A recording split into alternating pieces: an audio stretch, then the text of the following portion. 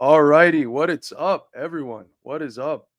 It's been, I think, 3 weeks since I've been able to talk with you all, and a whole lot of stuff has happened in 3 weeks. We, of course, launched the great ACP. I want to say 2 weekends ago now, and I was able to take a trip to Venezuela. I was invited as an election observer, and I want to talk about some of the crazy stories that I have from that trip today. Also, give a general analysis of the situation over there, of the elections, of the expected reaction from the US backed far right. And then also at the end of our program today, speak a little bit about the ACP, give you some of my thoughts. I know that Noah and Eddie were able to do a stream a few days after we all got back from Chicago, but I also want to be able to give some thoughts on the importance of this historic reconstitution of the American Communist Party. So, without further ado, let's get started with our international, and then let's start this wonderful program of ours.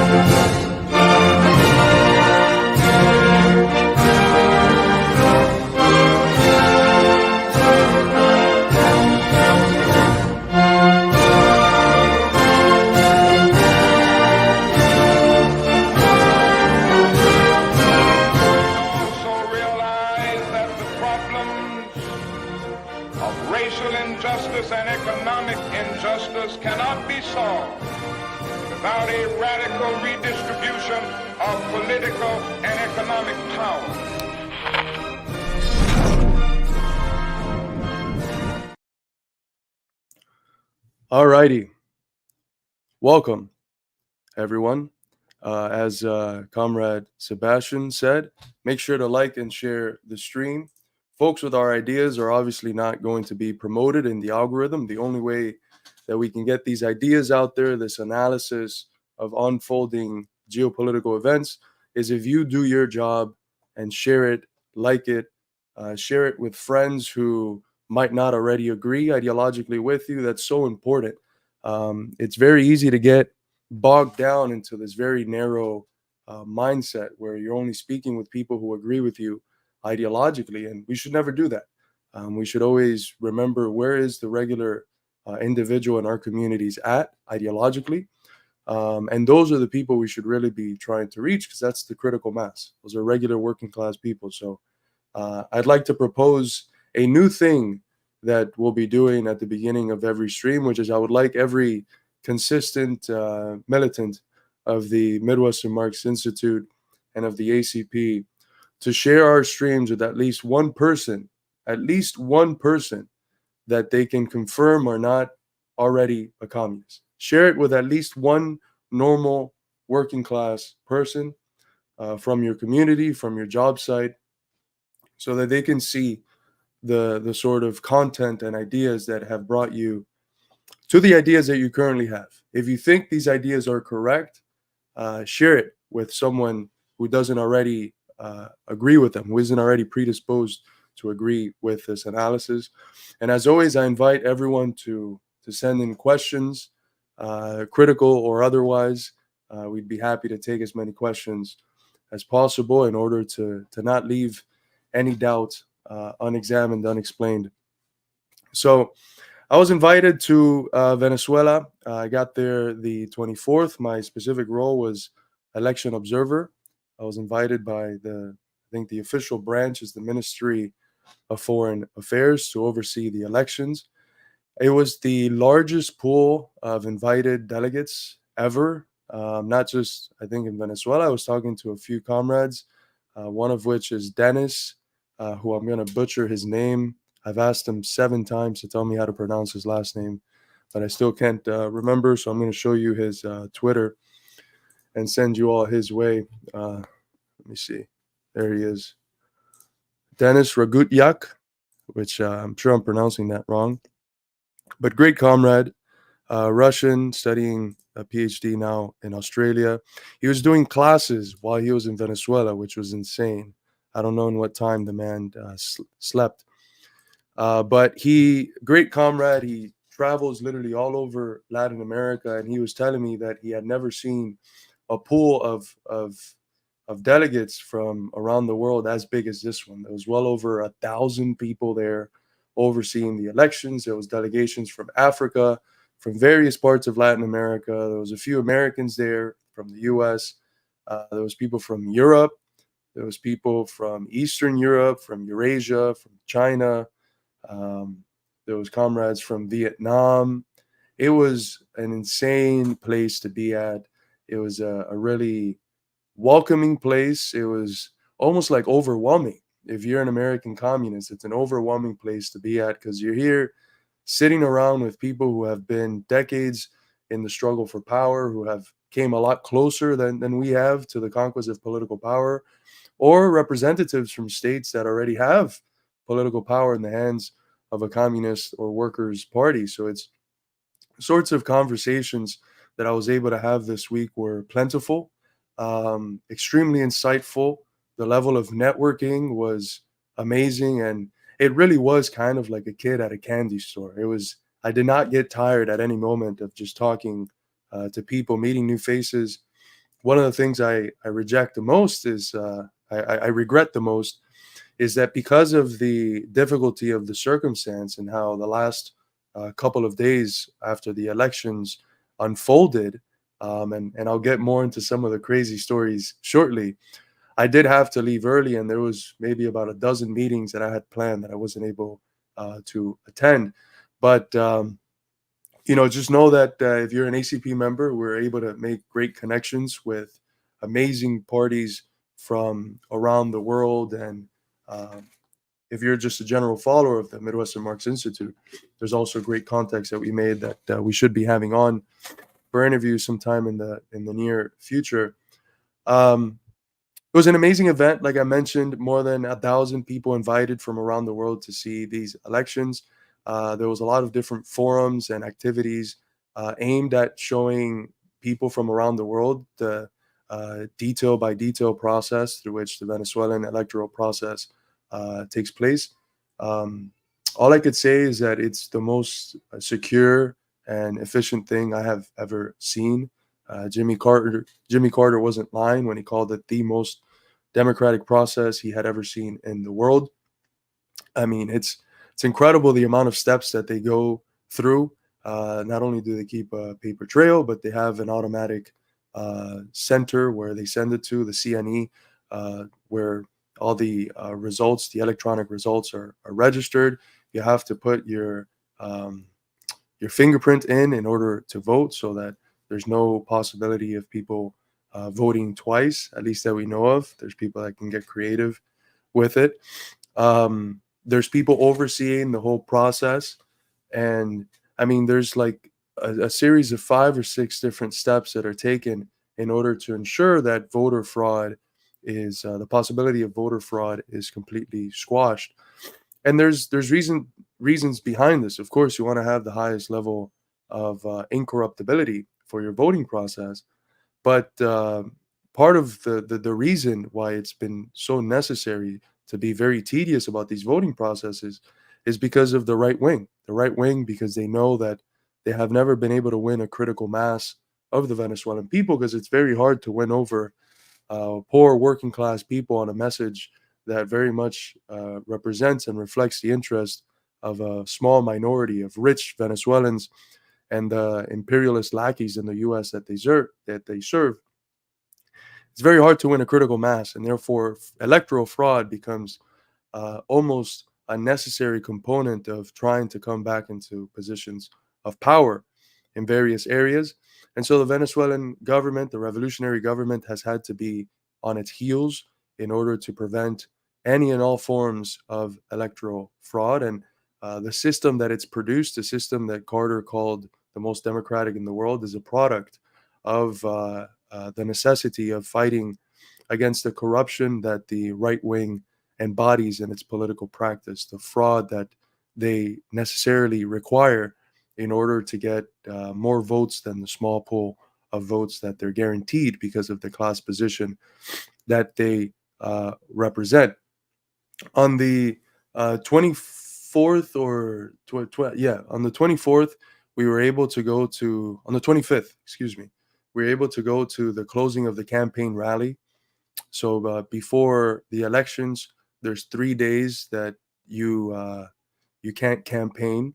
You also can't drink. There's a dry law that they have that a lot of other Latin American countries have, where you can't buy alcohol and you can't consume it publicly. So you can have it gifted to you and you can consume it privately, but you can't consume it publicly. I wasn't the biggest fan of that law, but I respected it. The On the 25th, it was the closing of the campaign, and I was able to attend in Caracas a rally done by Maduro and the ruling Socialist Party. And folks, it was euphoric. I had never been anywhere like that. I was speaking to Jackson, who got there the day after, about this event, and the only thing I could compare it to is like a synthesis between the Ultra Music Festival.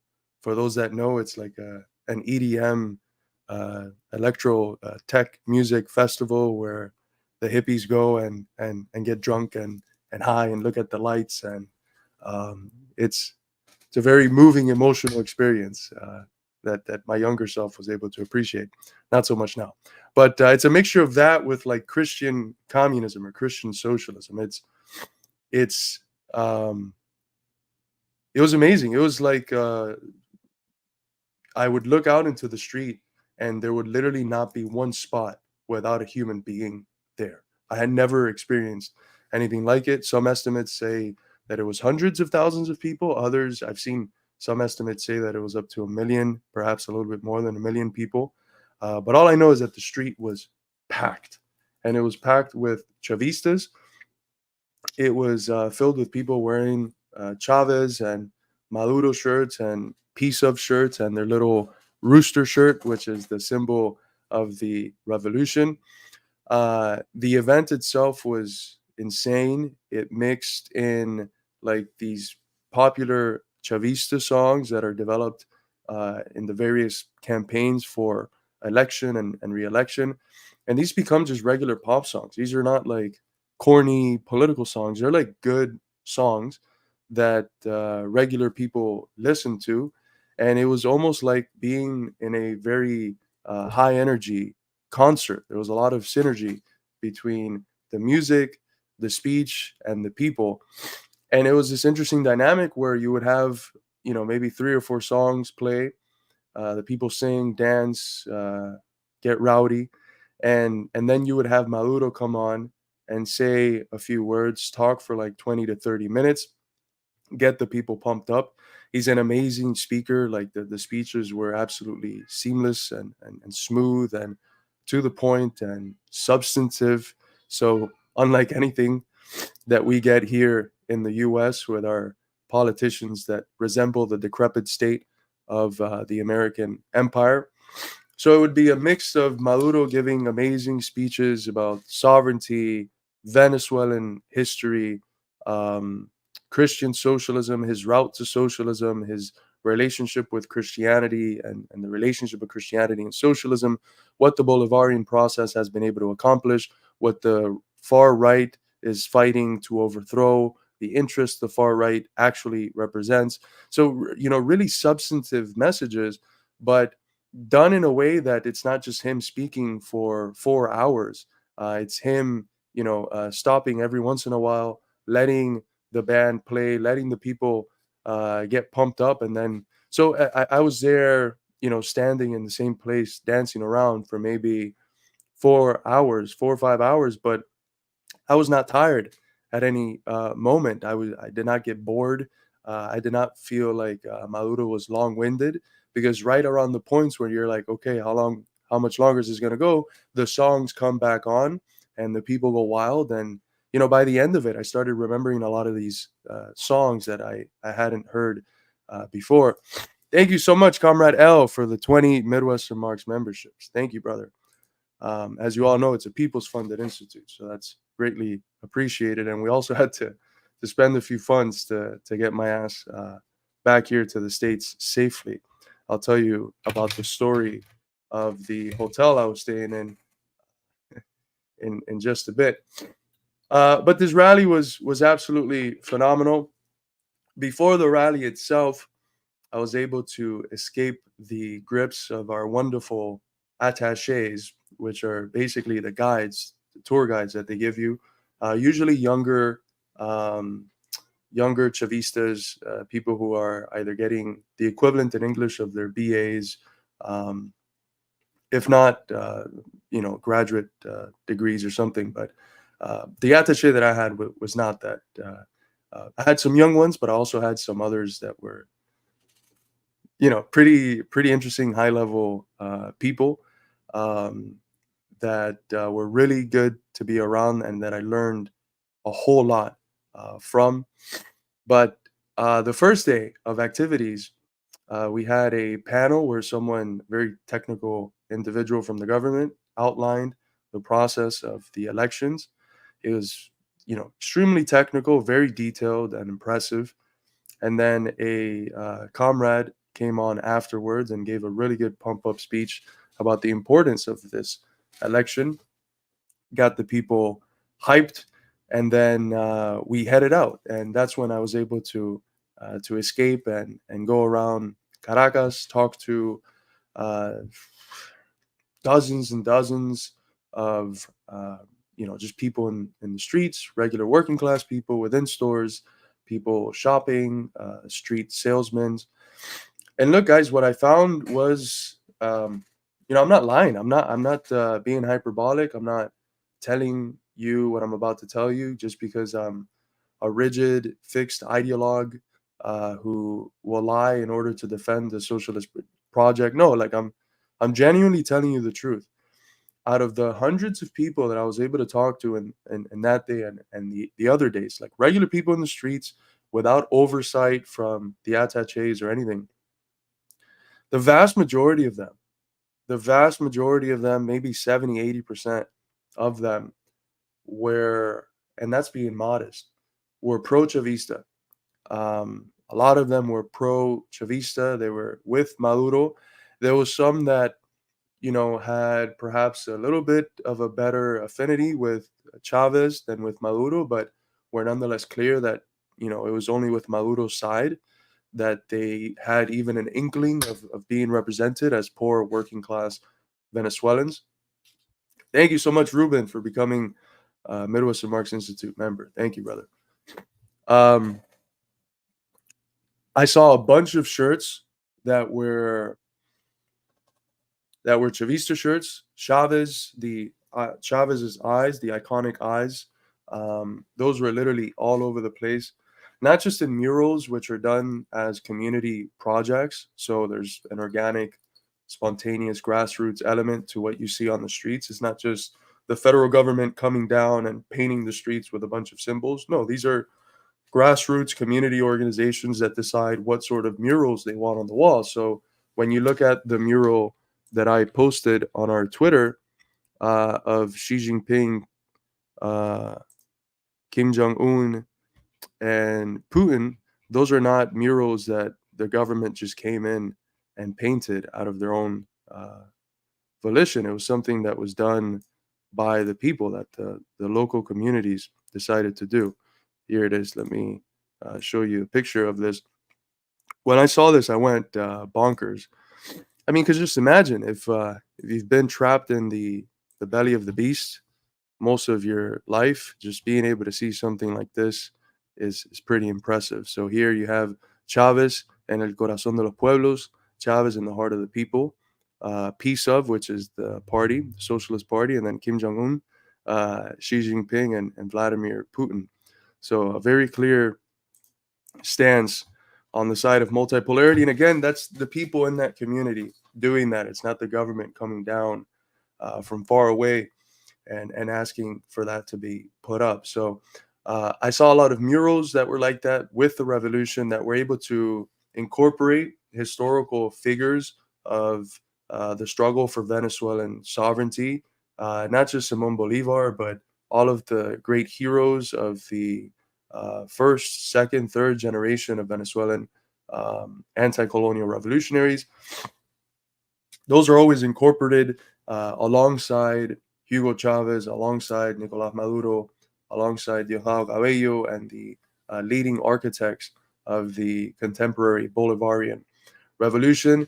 It made it extremely evident that the position that we've had here in the US for the last 4 or 5 years as the Midwestern Marx Institute, the position that we now have in a political form as the American Communist Party, of the need to give the struggle for American socialism a national form, of, the fact that we can't be canceling the progressive historical figures of our country just because they had their imperfections and were contradictory figures.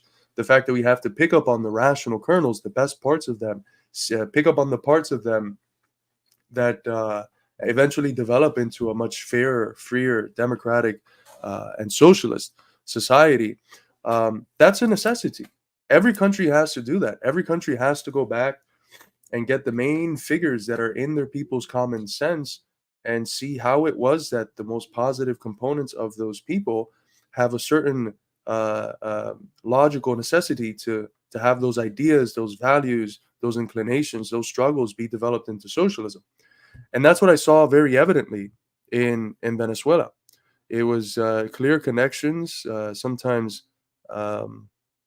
made in the form of images and murals between the generation of revolutionaries from Bolivar, which embodied a sort of bourgeois anti-colonial revolution like ours in 1776, the connection of those struggles to the current development of socialism in Venezuela. So it was able to confirm something that we already knew, basically, and something that has already become a central part of our specific line of American Marxism. But confirming it in the flesh is different. And of course, it's something that I was able to talk to a lot of Venezuelans, diplomats and politicians and other officials about, and it's evident to them. When I would mention how parts of the American left want to just throw out the progressive parts of their history, they thought it was ludicrous. They couldn't even believe it. It mirrored the experience that I had the last time I went to Mexico and I spoke with Cuban comrades about this. They literally could not believe the national nihilism that's prevalent in parts of the American left, the feudal American left, some of which were also there in Venezuela. There was a lot of conversations of that nature that I had with comrades from around the world, from different parties, and it was really good to realize that we're not crazy, and this is one of the things that I was able to talk to Jackson and other comrades about. When you travel outside of the country, you come to realize how stupid, meaningless, irrelevant most of the positions of the American left that they quote unquote cancel us for, how ridiculous they are. Like, we should not even care about it.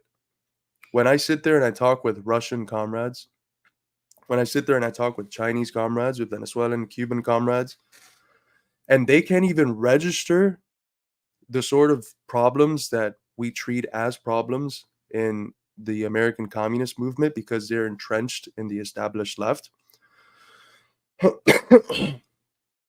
you then realize that there's something very dysfunctional about what one has been calling the left in the US.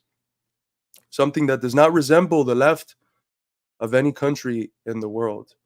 And if you're genuine about the struggle for socialism, should you even give a fuck about that? Should you even care? Let them call us whatever names they want to call us. Let them call us all of that. They're the ones that have to exist in a very weird and contradictory predicament where they'll have all of the flags of these countries on their Twitter bios. But if they understood the position that they cancel us for, that these countries have, they would have to cancel them too. So it just reinforced how completely irrelevant the American left is. It's not something we should worry about. Our main concern should be, how does our message sound to regular American people? How does our message sound to communist comrades and comrades embedded in the struggle for multipolarity abroad? Not how does it sound to a left that has had many, many decades to do something and has done nothing.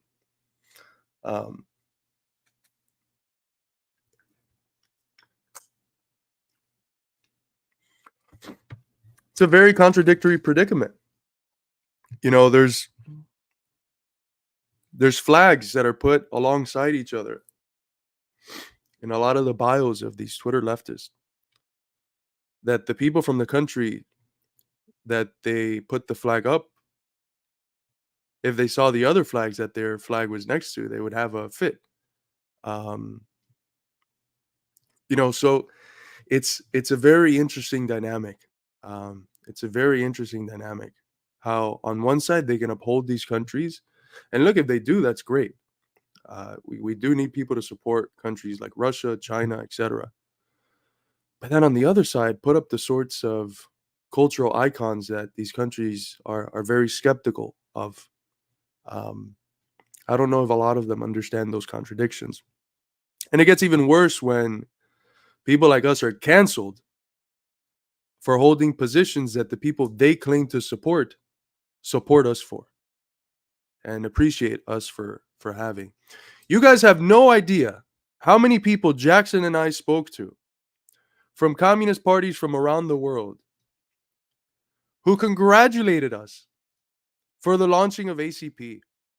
People that are in government positions with Socialist and Workers' Party from around the world, in Latin America, in Africa, in Asia, who came up to us, nobodies, you know, who haven't done, we haven't had anyone in power, but who came up to us and said, finally, there's a communist party in America.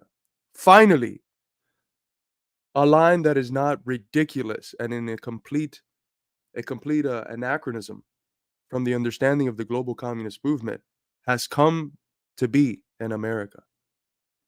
It's a surreal experience, guys.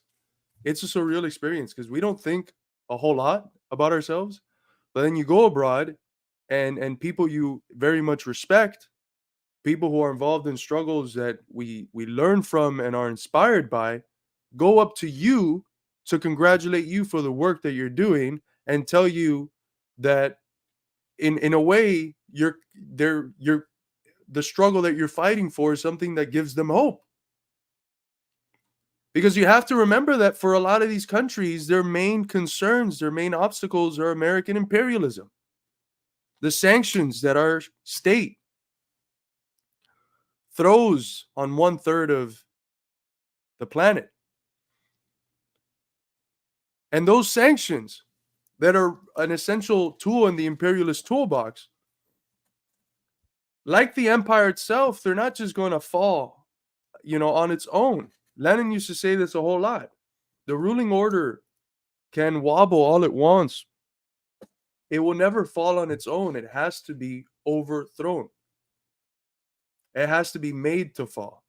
And the only way that we can make the status of the US as an empire, the only way we can collapse that imperialist character that the American civilization has been forced to take, is from inside, is through succeeding in our struggles, through succeeding in connecting American communism to the American people, helping the American people see how American communism is the logical and practical development of the things that they already accept.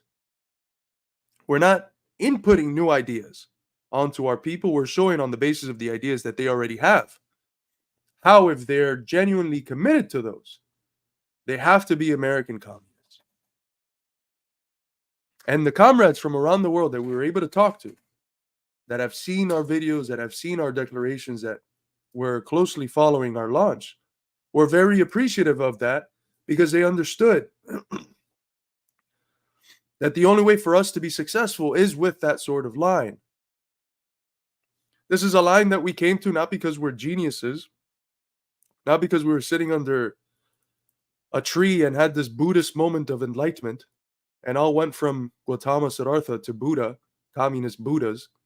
That's not how we, came to these positions. We came to these positions because it's been literally the standard correct position in the history of the communist movement. And it's a movement we study very carefully. It's a movement we are considering ourselves a part of. Thank you, Comrade VLX, for the 8-month membership. And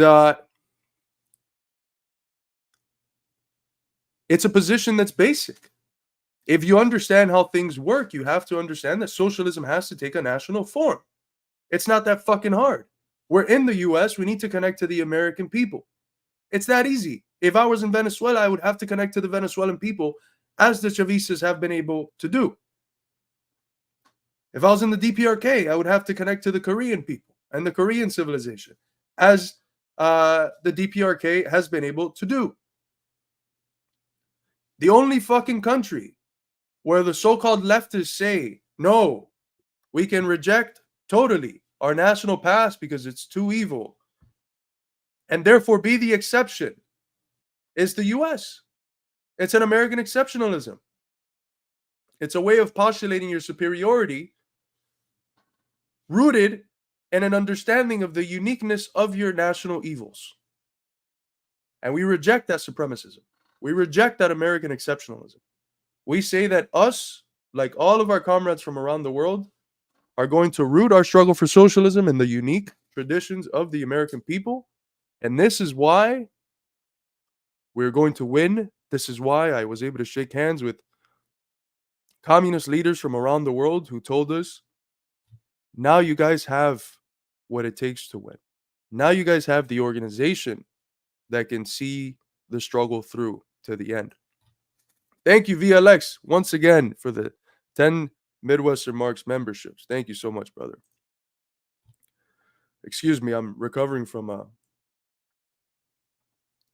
something. I don't know if it was a cold or something else, but it was a whole lot of people. I passed by a whole lot of people. I was expecting to get sick, but thankfully I was chugging down like 3,000 milligrams of vitamin C twice a day.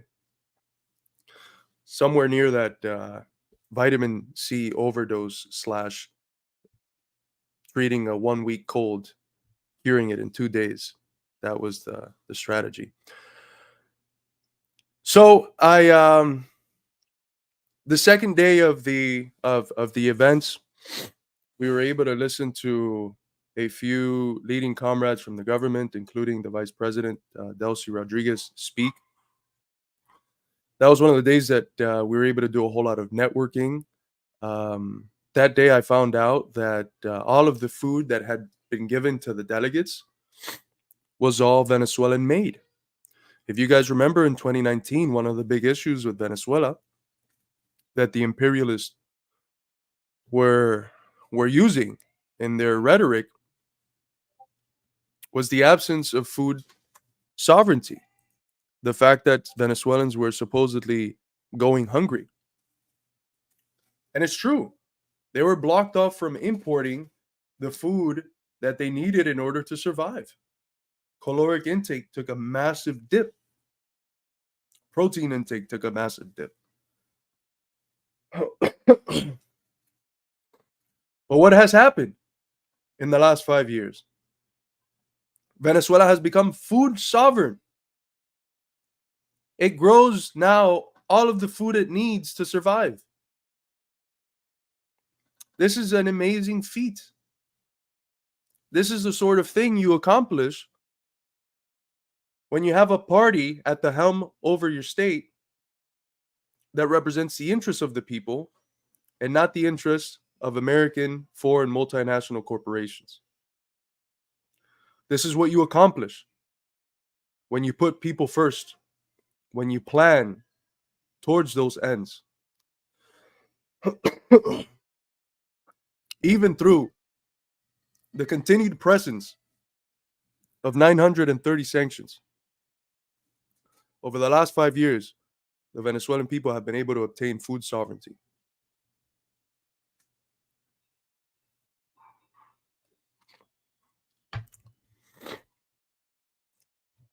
Thank you so much, Kami Farawi, for the 20 midwesternmarx memberships. That's huge.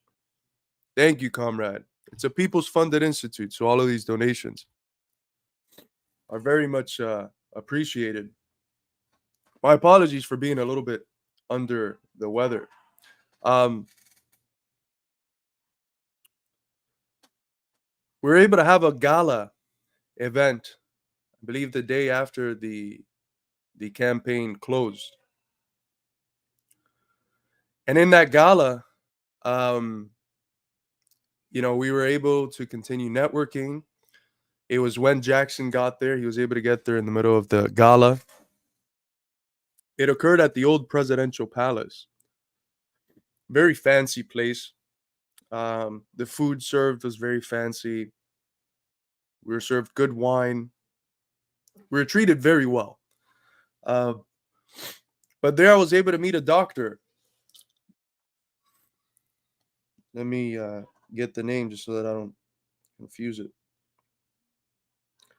Dr. Legidi from Mali, who was able to study in Cuba. He became a doctor at the University of Havana. And towards the end of this gala, there was the people that were singing in the band were going around and asking people like what they thought of Venezuela, where they came from. I was able to say a few words, and then this comrade started speaking, and by the accent, I could understand that he was Cuban. And he was talking about Africa, studying in Cuba. And then I got to talking with him, and we got along splendidly. We were hugging like half the time. And he told me, hey, do you want to send a message to the comrade that led the coup in Mali? Let me see if I can remember his name. If someone can help me in the chat. Assimi, Comrade Assimi. So he tells me, do you want to send a message to Comrade Assimi in Spanish, and I'll translate it to French? And I was able to do that. And it was an amazing experience. They recorded me sending a warm message to Assimi, the individual that led the popular anti-neocolonial coup in Mali. I emphasized how inspirational these struggles have been for all of us. No, I did it in Spanish. I did it in Spanish, and then the comrade, Dr. Giri, was able to translate it to French. I emphasized how we understand in America, or as American communists, that our freedom is tied to the freedom of Africa, to the liberation of Africa. That we understand as good students of Nkrumah, that only in unity, in Pan-African unity, can Africa be free. The imperialists and colonialists come in and they want to balkanize Africa, or they balkanize Africa in order to keep it divided and weak. And if they break us up in order to beat us, our response should be, let's unite in order to win. That's what Pan-Africanism is all about. And so I emphasized how impressed, hopeful,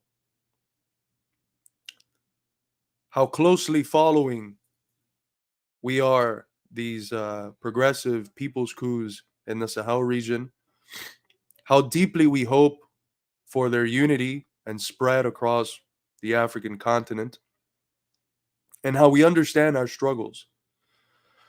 as intimately connected. We understand that when the people of Mali win and overthrow French colonialism, we win. When we win, they win. We're on the same side, and that's one of the angles that we're always emphasizing and will continue to emphasize. We support these struggles not out of some petty bourgeois humanitarian moralist concerns, even if those are present. I am, I'm someone who, in my personal life, definitely embody one of the things that Che once said, which is that a revolutionary should be able to feel joy when in another corner of the planet imperialists are overthrown, and to feel sadness when in another corner of the planet a people's struggle is stopped. I feel that at a basic human and empathetic level. But the point is that we can't just pitch it as that. We have to show our people that we have to support these, not out of some basic sense of morality. If you have that, perfect. But you have to support it because it is in your interest. It is not two separate interests. It is not, oh, the Africans won, good, now let's hope we... No, when they win, we win. It's one fight. It's the fight of the people, the working class and oppressed. Remember the adjustment of the traditional communist slogan, which was workers of the world unite. In the Third International, when it becomes clear that national struggles of oppressed peoples are also forms of class struggles, the slogan is working and oppressed peoples of the world unite. So when oppressed peoples, beyond just working class people, when oppressed peoples in general throw off the yoke of colonialism in Mali, in Niger, in Burkina Faso, those are our victories too. Those are victories for our people. Those are victories for our movement.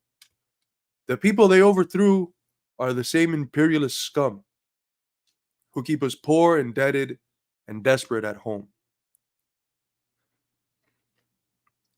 It's the same bully that bullies us and then goes to bully them that got their ass kicked by them.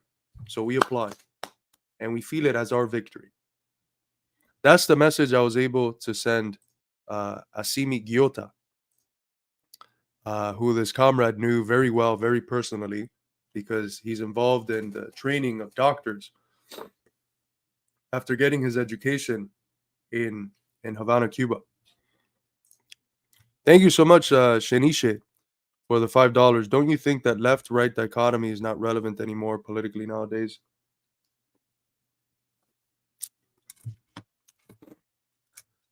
I'd like to still hold it, but redefine it in terms of its more traditional understanding. Left just meant the forces that stand on the side of progress.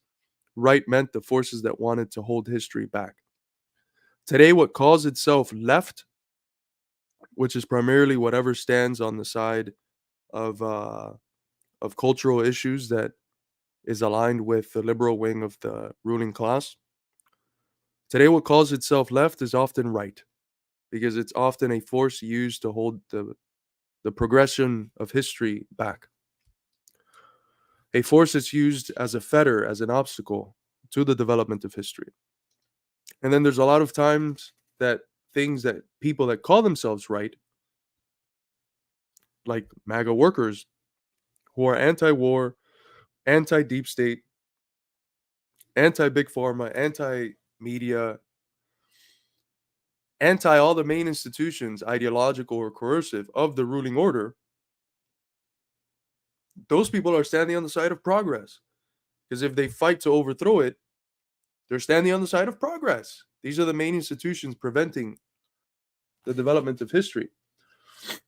So I would say that today they are leftists that call themselves leftists, but that are actually on the right.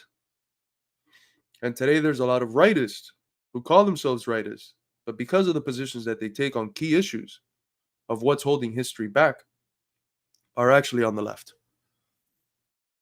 But I understand that we do also have to have some attention that has to be paid to the colloquial usage of these terms. Okay. Um, on election day, I was able to see, I want to say seven voting booths. Um, there was a couple where there was a longer line, but when I went into the voting rooms, things were moving along very quickly. People were in and out within a minute, minute and a half, and it was very good to see. Um, we got to see all sorts of different voting stations, some in opposition neighborhoods, some in Chavista neighborhoods, and the level of efficiency was the same. The treatment of the people was different, though. That's something I'd like to say real quick.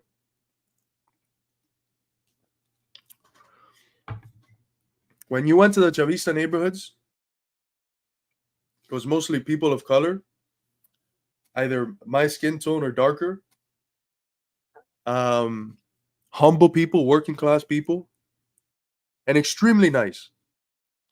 They would come up to us and talk and say hi to us and welcome us. When we would leave, they would tell us, "No, stay longer." They would offer us candy and food and drinks. They would engage with us and talk to us very nicely, ask us where we came from and what we think. And although they couldn't talk politics within, although we couldn't, they couldn't talk politics within the voting booths. You could still tell these were decent, humble people and Chavistas. Now there was two voting booths that were in opposition neighborhoods. None of them were as dark as me. Everyone was like, they were so white. Jackson Hinkle, I think one of the things he said was, "These people are whiter than me." For Jackson to say, "These people are whiter than me," that's something. Um, but they were all wealthy. It was wealthier neighborhoods. Vast majority of them are white. So this is how, like, there's a racial component to class in a lot of Latin America. We can't deny that. And it was like literally fucking 30 Karens. It was like as soon as we get there, it's trying to come up to us to complain about some shit. "Oh my God, we've been here for 30 minutes. Oh my God, we've been here. What are you doing? It's been 30 minutes. We've been here for 30 minutes." You know why some of these people were there longer? Because the Chavistas have a principle on election day that if you are someone that's disabled or older, or if you're a pregnant woman or a woman with kids, you go first. And guess what? That's good. That's good. So a lot of these fucking perfectly abled 6'2" white blonde people with light eyes, I'm sorry that you had to wait 30, 40 minutes so that an 85-year-old grandma can vote before you, or a pregnant mother can vote before you. I don't care. I don't feel empathy for that. But these people were coming up to us election observers and to our attachés and trying to complain, crying crocodile tears. It's like, get the fuck out of here. Get the fuck out of here. Some of them were extremely mean. Some of them were like screaming names at various election observers and attachés. They were literal assholes. Literal assholes. So that was like at the human level, I was able to have a little sociological experience with the Chavistas, nice, humble, working class people, and then the white, wealthy opposition, assholes. And that wasn't everyone, but that was speaking in broad, general sociological terms. That's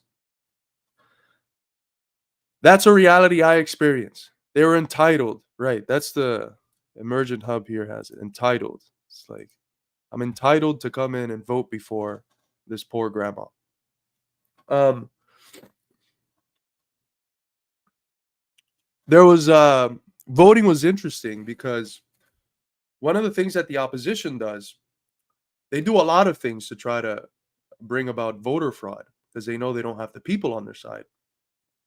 But one of the things that they have been talking about doing for a very long time is hiring Venezuelan and Colombian gangsters and gang members to come in and terrorize the booths. There was a lot of threats of violence that were made. There was opposition people going around the streets with upside down roosters bloodied. The rooster is, of course, the symbol of the revolution. So the imagery that they're giving out is clear. They were going to promote terror and violence. And what that brings about is fear.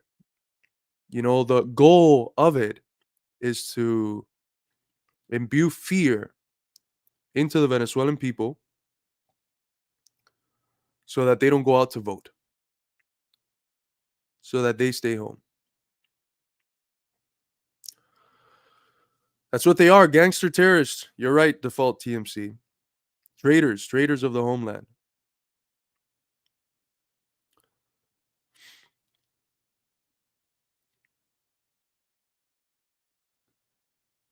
The violence was evident. It was imminent. We knew it was coming. When we were going to the booths, they told us that if we stayed long enough until like 6 o'clock, which is when they're supposed to close, they don't close if there's people in line. That they've stayed open in the past until 3 a.m. If there's still people in line set to vote, they'll stay open. But technically, it's supposed to close at 6. What the opposition does is that it shows up at 6. It shows up at 6 right at the end to cause havoc and say, oh, look, we were prevented from voting. They told us they asked a question I never thought I was going to be asked.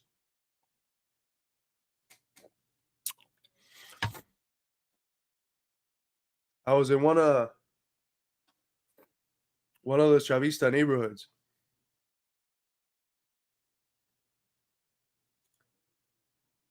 And they asked me and some of the other election observers, do you guys know how to dodge Molotov cocktails? Look, they could have been fucking with us. Like, damn, let us try to scare these foreigners. I highly doubt it though. They're like, be ready to dodge Molotov cocktails. Because the opposition comes in, especially right around the closing of the voting, and they terrorize. They'll throw stuff, Molotov cocktails, within the voting stations to try to cause havoc and chaos. So that was a question I never expected to have been asked.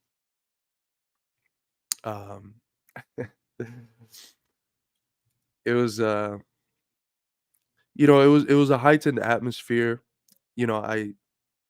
I felt safe with the attachés that I had, but it was a difficult situation that under different circumstances and with less security, it could have gone south very quickly.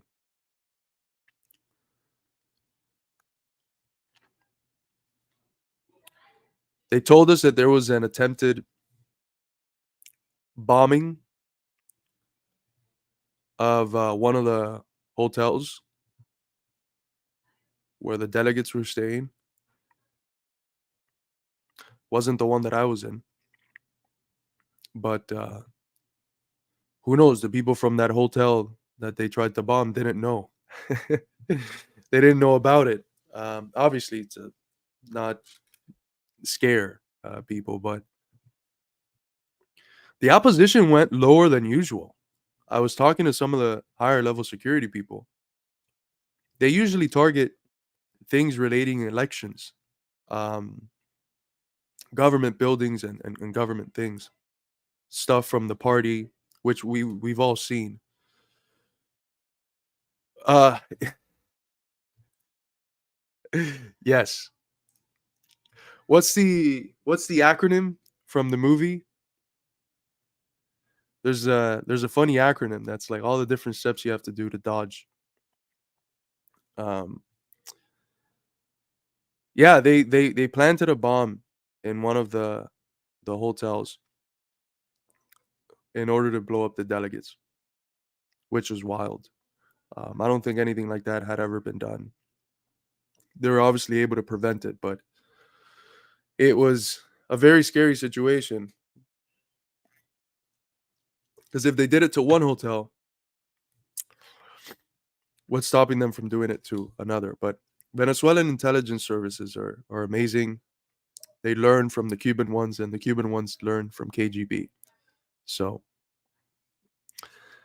that's uh, that's that. Let's see what else.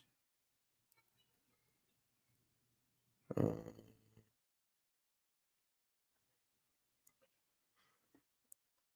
the hotel I was in, all across the perimeter, it was filled with the opposition protesters. The opposition was all across our perimeter. That's what made the last few days very stressful. Very stressful. As soon as the dry law went away, I remember sitting in the diner with a lot of the other comrades from different countries, and we were just taking back whiskey, not knowing if in 5 to 10 minutes 300 thugs were going to break in through the perimeter and attack us, try to kill us, kidnap us, hold us hostage. We weren't armed. We had no way of defending ourselves. So it was a very high stakes situation.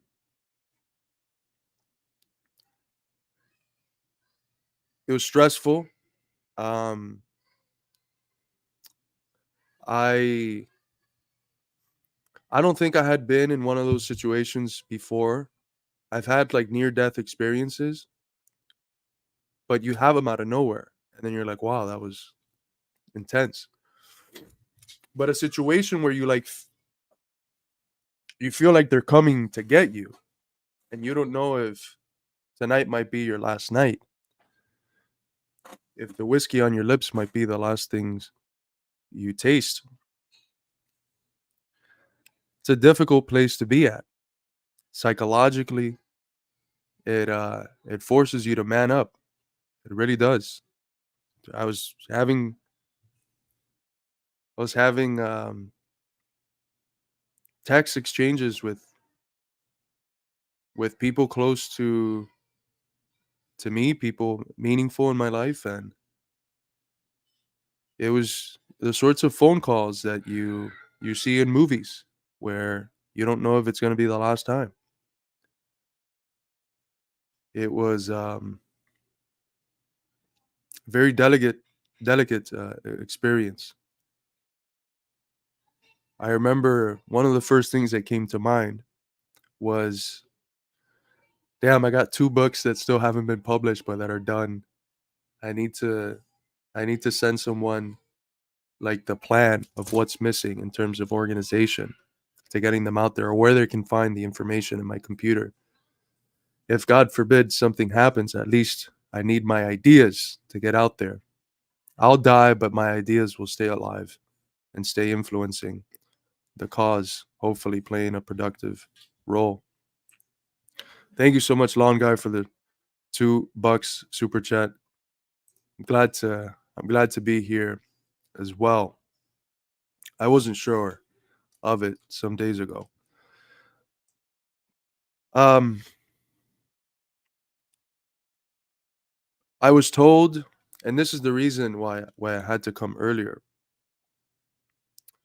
We had to literally buy a flight that was sooner for two reasons. One, the place we were flying to, Panama, was going to block off all flights from Venezuela because it broke relations with the country as a good puppet state, of the U.S. empire. It if I would have waited to fly out when my original flight back was, I wouldn't have been able to make it. I would have had to go through some other means. But the immediate reason why I had to order a flight and we had to, use the funds of the institute, which all come from you. So I guess I owe you all a thank you. I could have been in a much stickier situation had it not been for what you all had contributed financially to the institute. I had to get a last minute flight because I was told that there was a spy in our hotel. There was an opposition spy in the hotel I was staying in. The opposition had, for a period of time, completely blocked off access to the airport. It's the only airport that does international flights. So look at the context. The opposition had blocked off access to the airport. They had surrounded our perimeter. There was a military airport nearby, but it wasn't enough for commercial flights. And access to the sea, to the coast, was also blocked off. That's the context I was in. The idea was, to find a way to break through the perimeter to get to, yes, Jackson, by the way, Jackson. I'll talk about Jackson in a little bit because Jackson's situation is also scary.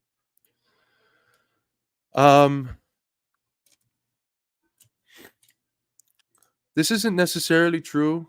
They could be a little bit more stern, but there's also the Venezuelan state has to lead a lot of these idiots to think that the state itself is stupider than it is. They were up to everything. They were able to know things well ahead of time. So let's have more faith in the Venezuelan state. They're a lot more capable than they show themselves to the opposition to be. And that's good. That's how I think socialist states should exist. The idea was to somehow break through the guarimbas, the barricades that were preventing us from going to the airport, and in the time that it would be broken to pass the buses through. But this plan was spoiled because of the spy that was inside the hotel, which really threw a wrench at things. So last minute, we had to say very publicly it's going to be this time, and then privately get all of the people at another time in order to go. And the way we were escorted was in buses that had their lights off, with police cars that had their lights off. And we were going through a bunch of side roads and highways in order to get to get to the airport. And then we were finally able to make it to the airport. But it was the Midwestern Marx Secret Service. Yes, we'll have to get Kyle on that. So yeah, we got exported to not exported. What's the word? Escorted. We got escorted to the airport in these buses that they had to be off in order to not in order to prevent the opposition from seeing us and coming back into the streets. There was one bus that was caught up. It was on the way to the airport, and it was stopped by the guarimbas. They had to turn around and go back. I heard some stories that there was stuff thrown at them, that it was a pretty sticky situation, but I haven't been able to confirm that. So thank you so much, comrade. By the way, great seeing you at the launch of the book in Chicago 3 weekends ago now. It was a sticky situation. Um, with Hinkle, it gets more complicated because the day that we're all preparing our escape, uh, Jackson's hotel isn't, and they're just kind of chilling around. And he posts a series of pictures with comrades, obviously very innocently. Like this is one with Bolivian National Deputy Gloria Magdalena Calizaya Rodriguez. By the way, weirdest fucking white supremacist I've ever met in my life. Um, this is what I mean. Like at some point, you realize the left is just fucking filled with idiots, and you just have to ignore them. But this is the video. I'm not gonna play the music because it's got Many Men, 50 Cent, so I don't want to get a copyright strike. But they used this picture and another one that he took with a Colombian comrade from uh, Pacto Histórico, the ruling coalition behind Pedro, to find that he was in the Pestana Hotel. And then, of course, the individual that partook in the Olympics ceremony, Drew Pavlou, also shared it. He went viral. And here is someone from the Venezuelan opposition.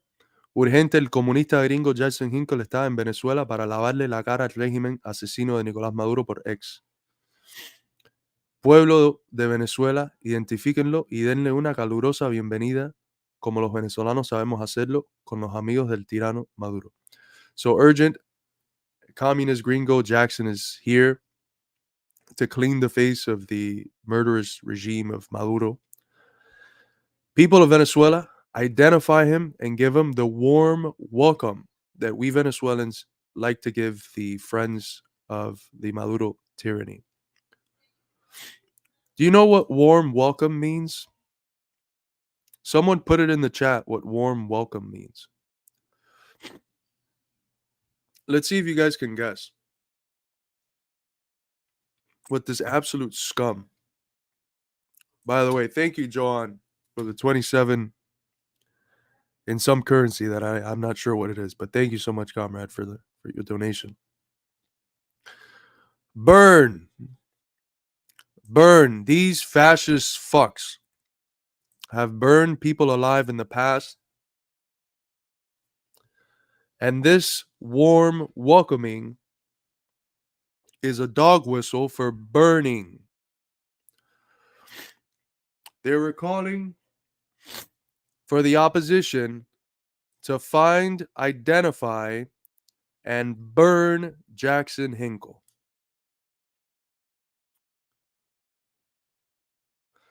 I don't know about you guys, but people who are grifters do not put themselves in a position to be burned.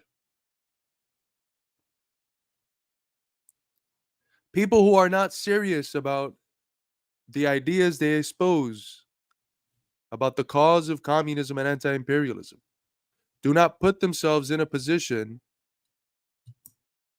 where rabid Zionist dogs are calling for them to be burned by people who have burned people before.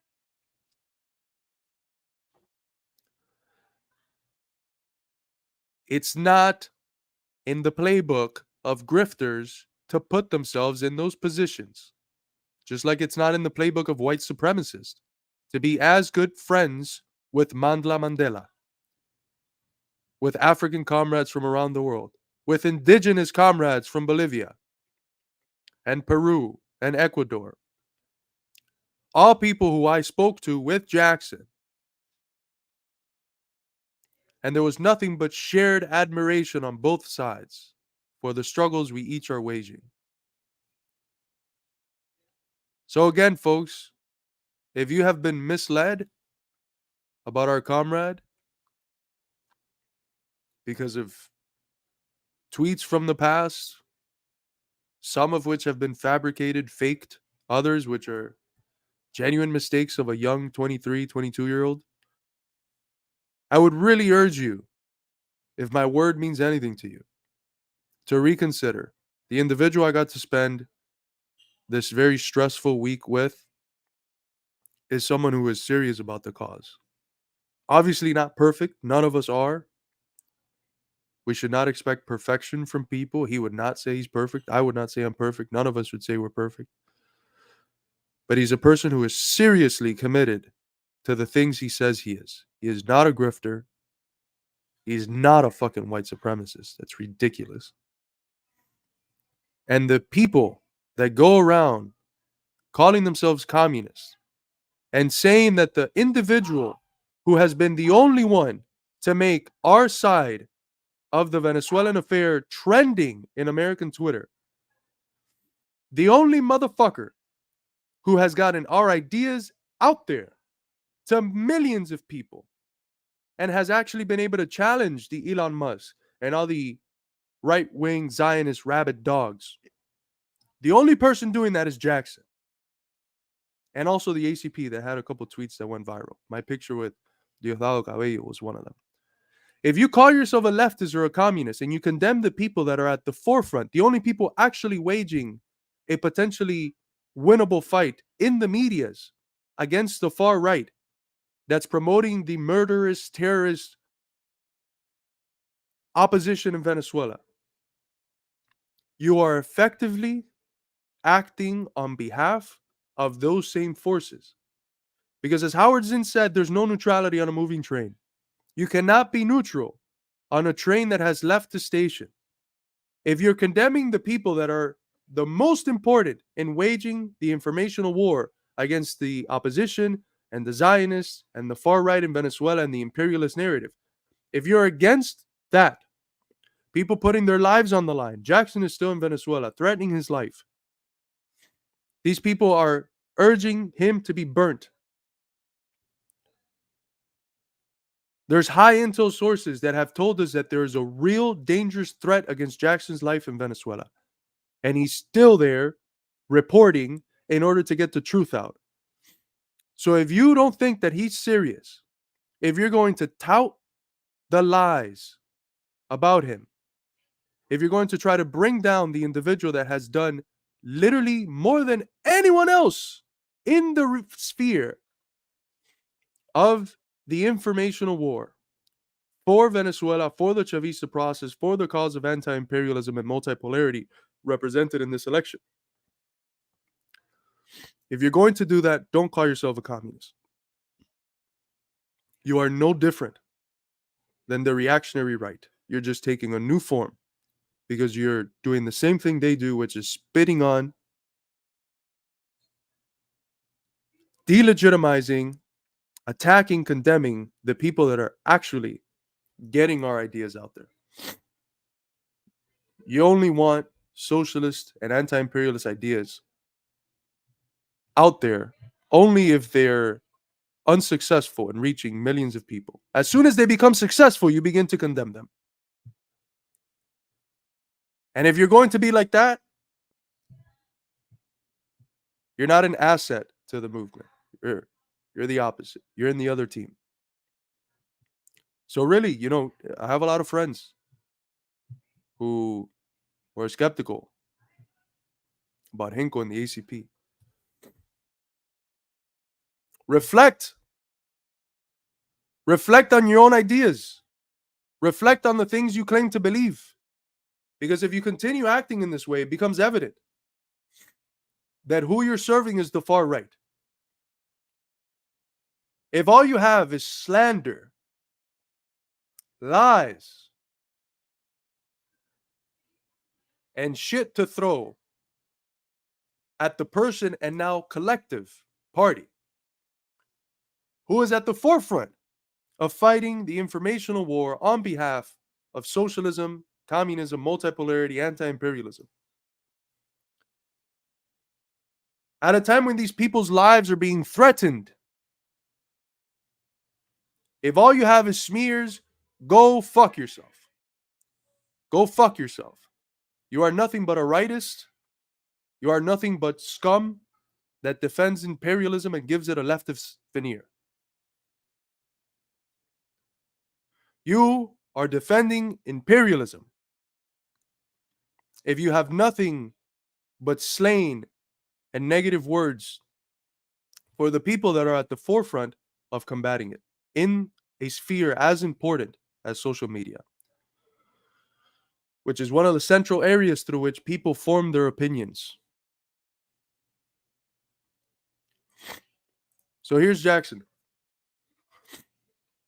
Than to be, and niggas trying to take my life. Reportedly missing. This wasn't true.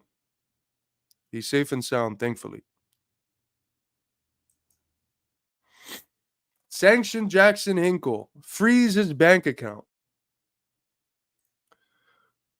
When you condemn Jackson, you act in the interest of those fucking scum. You can have all the hammers and sickles in your bio you want. You can post all the pictures you want of any revolutionary.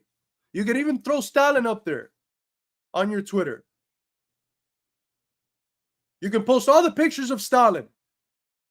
You can translate his books or books about him. But when you act in the way you do against Jackson, against the ACP, against midwesternmarx, against infrared, you are no Stalinist. You are not in Stalin's tradition. You are in the tradition of Trotsky.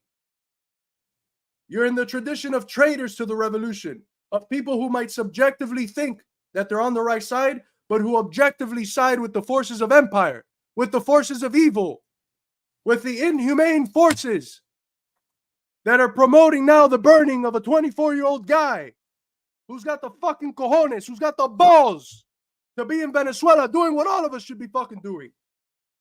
What you don't have the fucking balls to do, he's doing. And you're going to sit there and call him a fucking grifter. Why? Because he succeeds and you fucking don't? Because you had decades to get some shit done and didn't? And now the young guys, 24, 25, 26, 27, 28-year-olds have to get shit done and pick up after your fucking mess? We have to fight. Not fighting isn't even a fucking question. Every day we wake up, not fighting is not a question.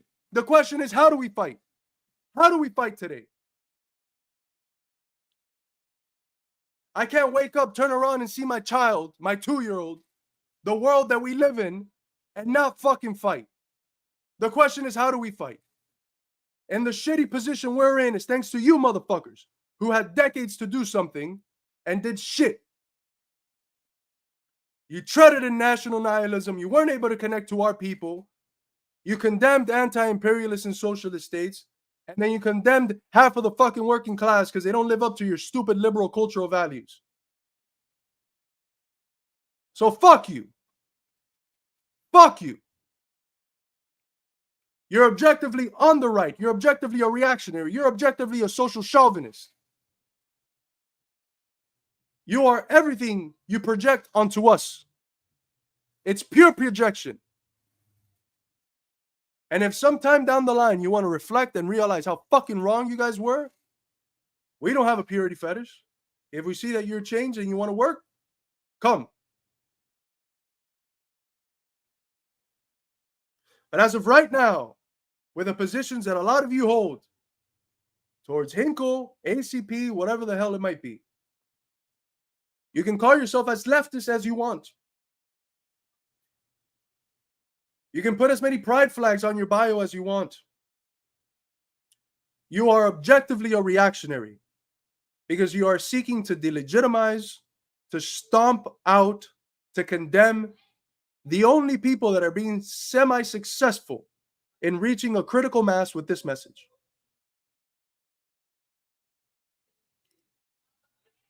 You're objectively a reactionary when you do that.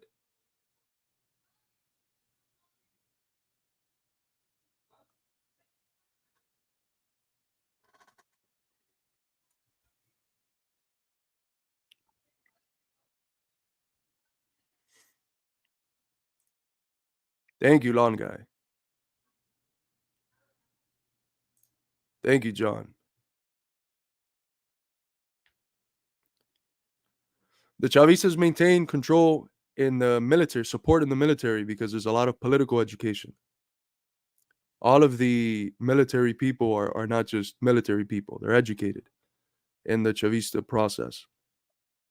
All of the military people are comrades, and a lot of the leading positions in the government are given precisely to these people because they're some of the most consistent, along with the working class at large, with the revolution. Thank you. Thank you, Sean Moon.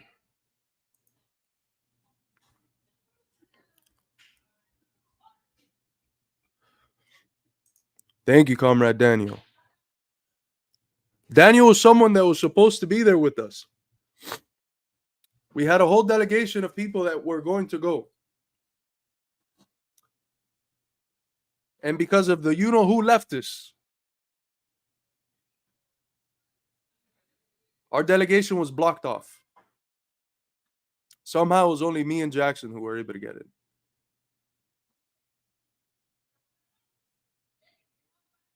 How much more content, how much more eyes could we have had on Venezuela if we would have had Eddie with a phone in his pocket next to us? How many videos could he have made reaching millions, if he would have been in Venezuela? But he was blocked by the same people who try to tarnish our name and spread lies here at home. That's who he was blocked by. And so was Daniel. And so was Danny. And so was everyone else in that delegation. And so was Haas.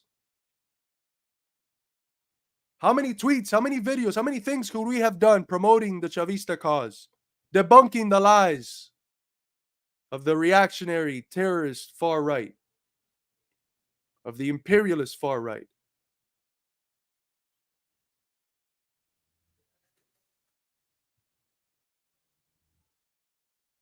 They pulled us out last minute, no information. People higher up were expecting our delegation, our people to be there.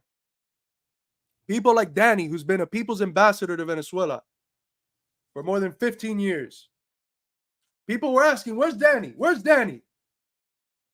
Well, perhaps there's some people you have invited who don't want us here. Perhaps there's some people here who want socialism and communism and the anti-imperialist cause to continue to fail in America, who are more concerned about their ability to be re-invited to events like this, who are more concerned with keeping their meaningless and futile hegemony across leftist spaces in the West and in the US than actually winning the struggle against our decrepit ruling class, than actually winning for Venezuela some breathing room by overthrowing the empire that places 930 sanctions on their government, that hurts and kills people. They're more concerned about their subjective position than about the objective cause of anti-imperialism. Because if they were concerned about the objective cause of anti-imperialism, when we extend our hands to all of these people and say, you know what, we have our differences. There's various different sectors that we operate out of, but for the sake of unity, because we recognize that defeating imperialism is more important, let's come together. Let's see how we can work.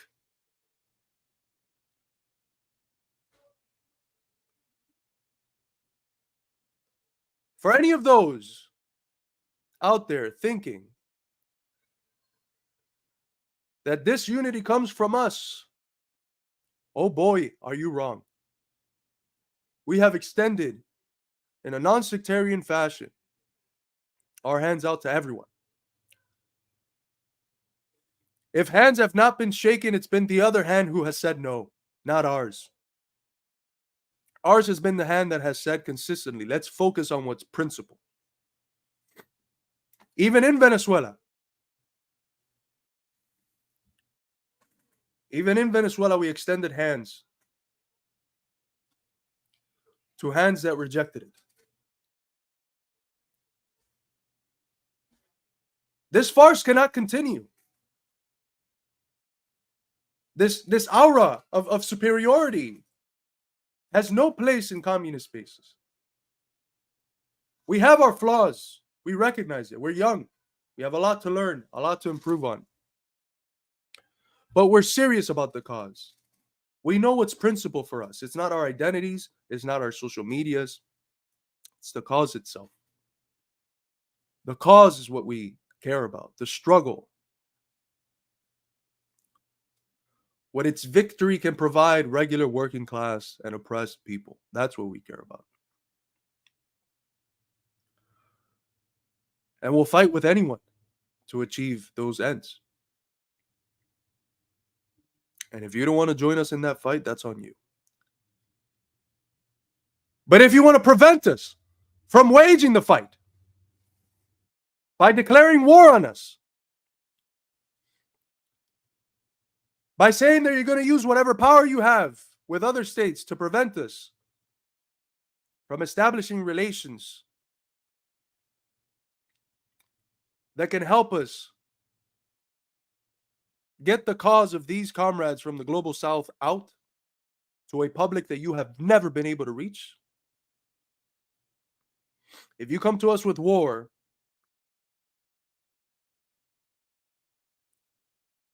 do not be surprised when we fight back. Do not be surprised when we defend ourselves.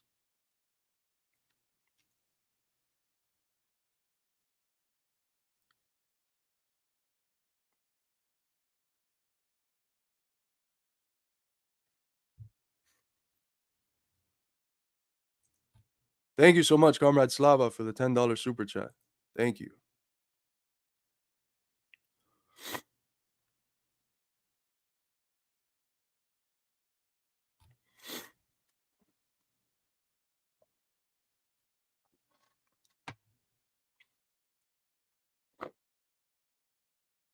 For the ACP members in the audience, or people who are in the process of being interviewed, but who know very clearly that they will be ACP, I want to tell you something. The party that you are a part of is a party whose emergence is welcomed and applauded by some of the most respected figures in the global communist movement. The ACP is not just Haas, myself, Eddie, Hinkle, and the forces that have come together to form the party. It isn't just acting out of our own individualist volitions.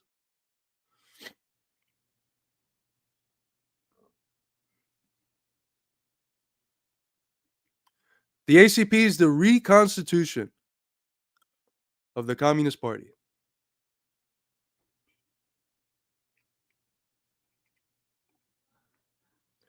And the Communist Party is nothing more than the party of the people.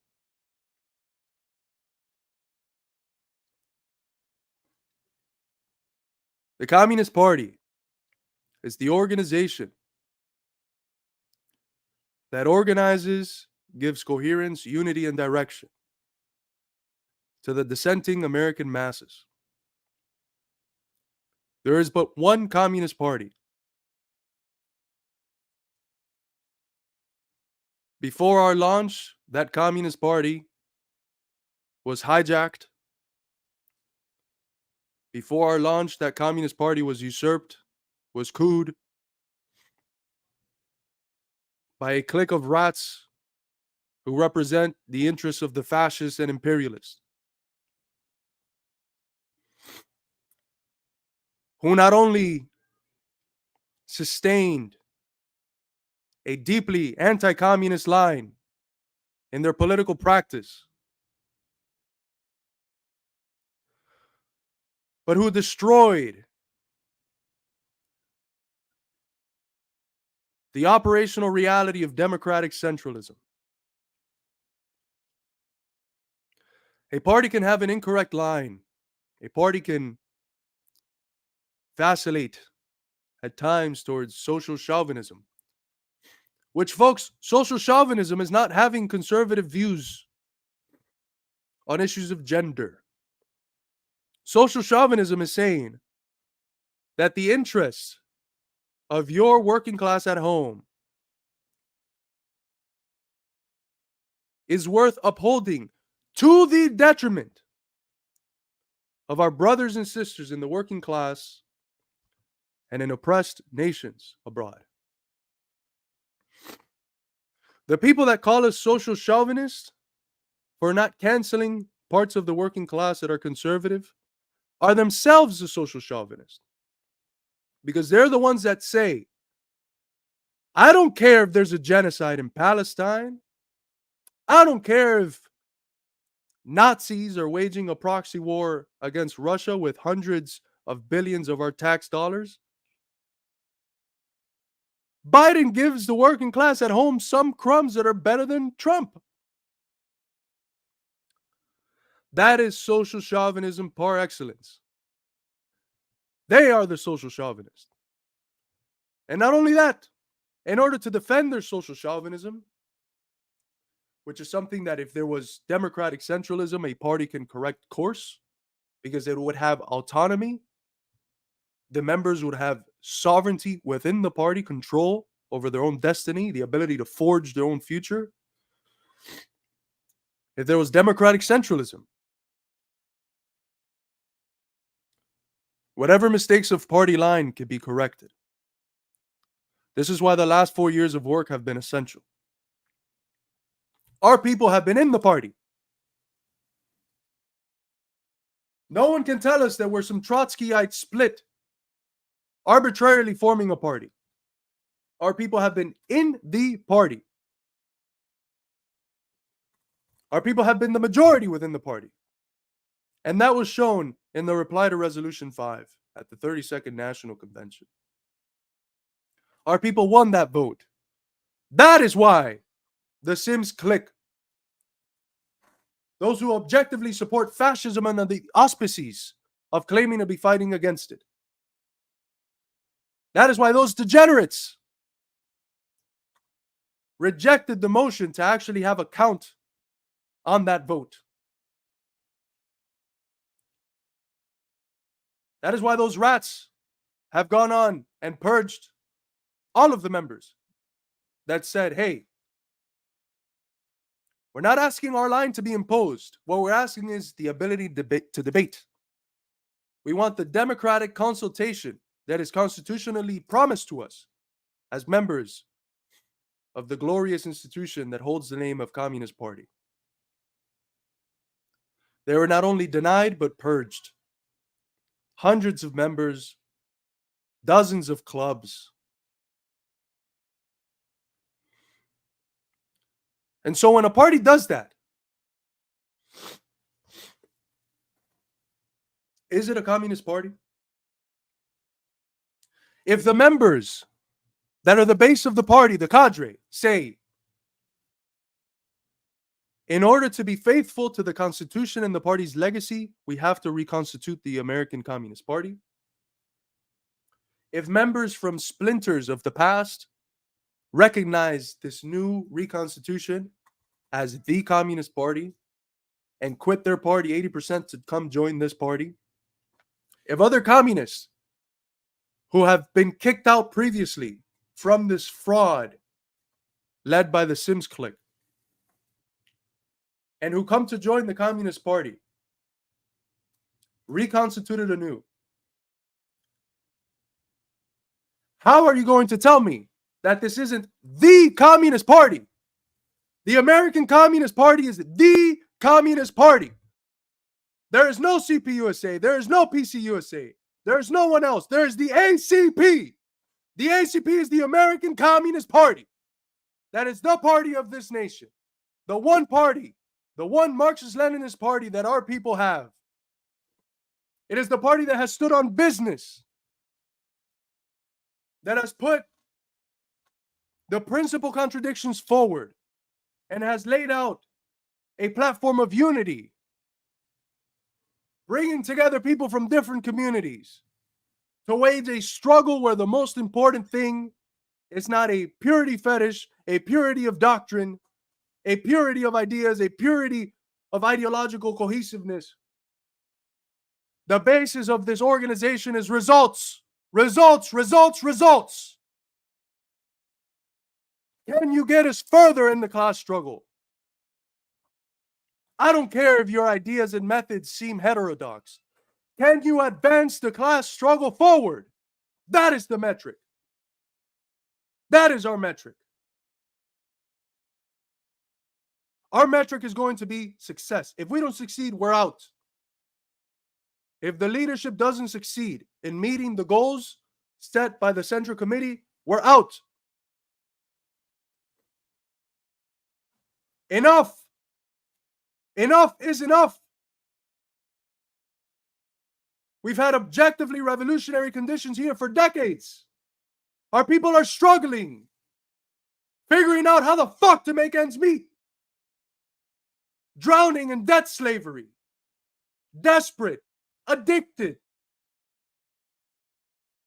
depressed, ready to fight, ready for something new, saying no to the established order in different ways. Some people did it with Bernie. Some people did it with Trump. Some people became apolitical. But the vast majority of them are saying no to the status quo. They're saying no to the system that we've developed into. Where is the organization that organizes that discontent, that gives it coherence, that gives them unity, that gives them direction? Where is it? Where is that party that has this historic role of developing the subjective factor when the objective ones are present, so that united the objective and subjective conditions can produce something transformative? Where has it been? It's nowhere to be found. It was nowhere to be found. Now it exists. Now it exists. Now it exists. If in 1 or 2 years we're in the same place we were today, we have failed. And you, the people, have all the right to dispose of power, to remove us, and create anew your organization. As was already stated in 1776, if the interests of the class struggle are not upheld by the organization that's supposed to be the conscious vehicle of that struggle, you have not only the right, but the duty to get us out of there.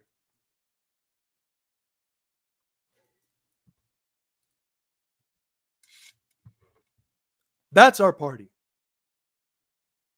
A real communist party. A party based in results. A party that has said enough. It is 2024. Our people have been struggling for decades. Conditions have been ripe for decades. And you, established left, you've done nothing. Nothing. All you have done is send out the same 15 fucking people to chant the same fucking slogans every weekend. All you have done is throw conferences with some academics who fancy themselves as workers. And that's not to say that conferences or protests are not important. But the name of the game is convincing people. The name of the game is winning the trust of the masses. Not every American has to be a communist. The vast majority won't.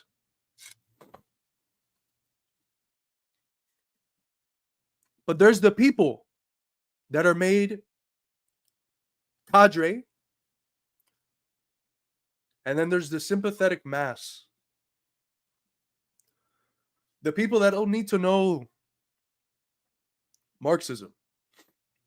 The people that don't even have to be clear in their idea of what a communist is, but who have faith in us because we have improved their circumstances. We have shown ourselves to not only be at heart upholding their interests, but to also have the political will and capacity to realize it. This is what our organization will accomplish. And if it doesn't, overthrow us. If we don't accomplish this, overthrow us. Come overthrow us. If in 2-3 years we have been doing nothing but sitting around and tweeting, come overthrow us.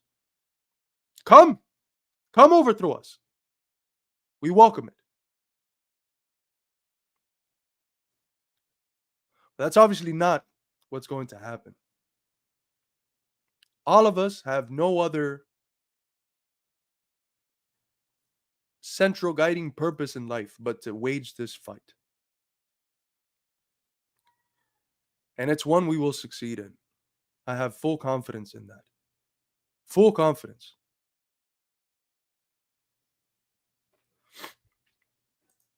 Thank you, Faoud, for the 10,000.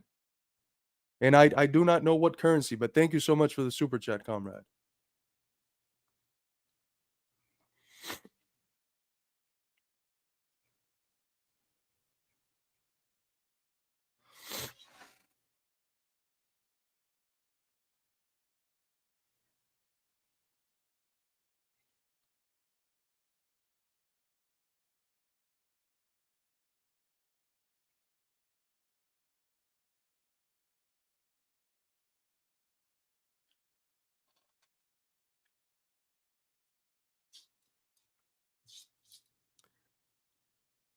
All of you listening right now have a very important role to play. You guys are not spectators.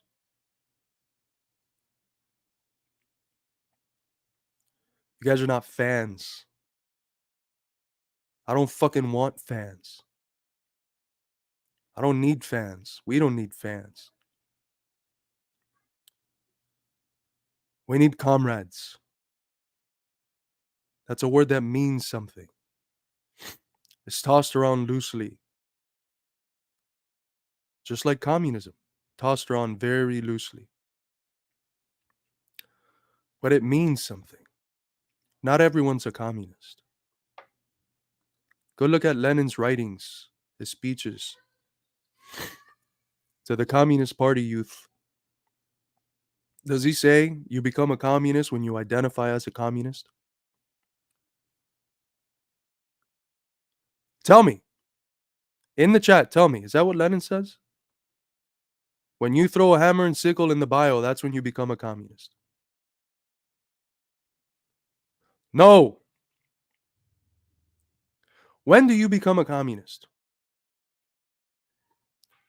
Can anyone be a communist? You become a communist. Not when you're good at remembering communist slogans and just mechanically repeating them. You become a communist when you're able to work within the masses, when you know the masses.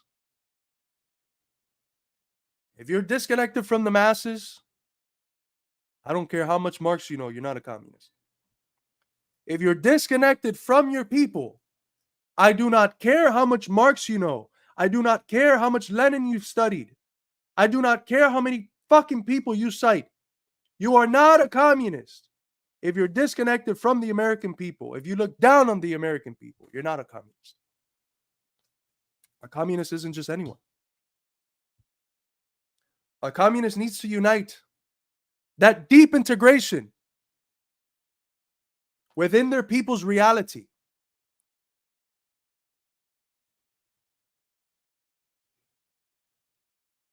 With a certain level of insight, which isn't just reducible to the things within our tradition. Lenin said, you become a communist when you drink from the fountain of knowledge humanity has produced. So can you be a communist if all you've read is Marx? If all you understand is just the basics of Marxism? No. You need to be a capable, civilized individual. Study, study, study. I've said this joke before. They asked Marx, Engels, and Lenin the same question. Do you want to be with your wife or mistress? Which do you prefer? Marx, as a good social conservative, says, I would like to be with my wife. Engels says, I would like to be with my mistress. He was a little more liberal in social affairs. And Lenin says, both. And they asked Lenin, both? What do you mean? Is he the ultimate degenerate? You know? And Lenin says, I will tell my wife I'll be with the mistress. I'll tell the mistress I'll be with the wife. And then I'll go to the library and I'll just study, study, study. Study, study, study. What is he studying? Well, he was studying a little bit of everything, not just the basics. Not just the basics. He was going back and reading the history of philosophy. He was reading history in general. You have to be a competent individual. The communist, in short, has to be the man of the future, the man and woman of the future. That's what they called Che Guevara. That's what people came after interacting with him. That's the sentiment they had. I engaged with someone from the future. That's the new man and woman he writes about socialism having to create. That new man and woman socialism creates what decades and perhaps even centuries of formation.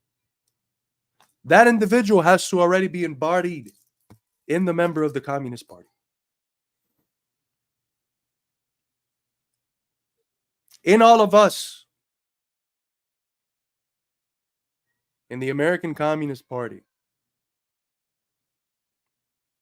it should be evident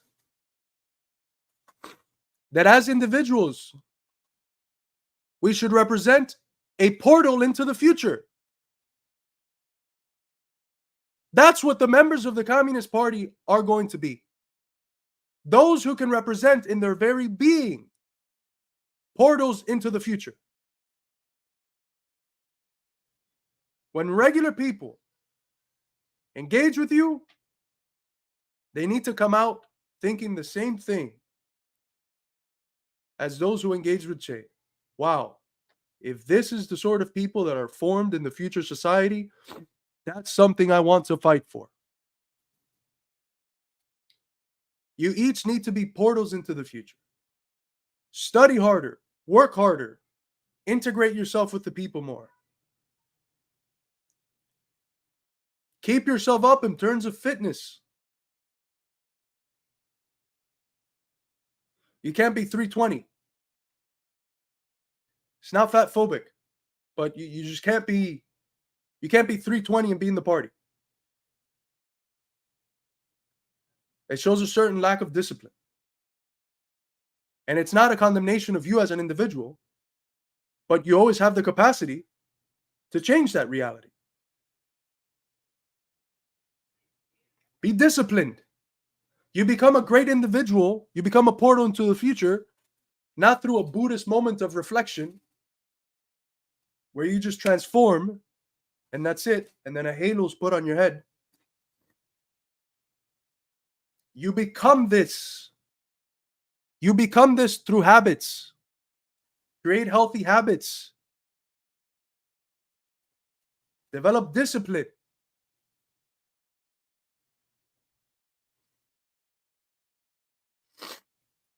Even if you don't like it, and especially if you don't like it, if you don't enjoy it, you still have to do it. That's what discipline is all about.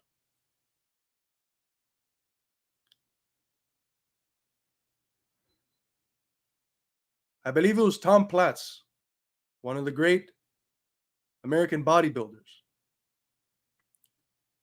who said discipline is doing what you have to do, and even though you hate it, you do it as if you love it. That has to be your mindset.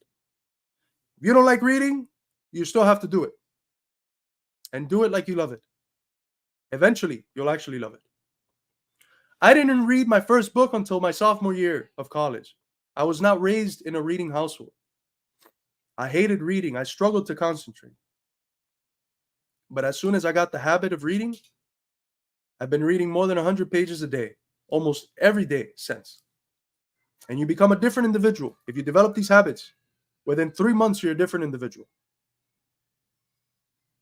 The same thing with reading goes with other affairs. A communist cannot be someone that's secluded. Communist has to be the person that is capable of being able to talk to people they don't know about sensitive issues, of being able to feel out where it is that people are starting from so that they can best adjust how to speak to each individual in a way that's careful and calculated and cognizant of the specificities of the person that you're speaking to. There's no copy and paste. We're not going to give you a formula to go speak to your coworkers. You have to be capable enough to understand how to speak, who to speak to, and how to adjust your language with each person.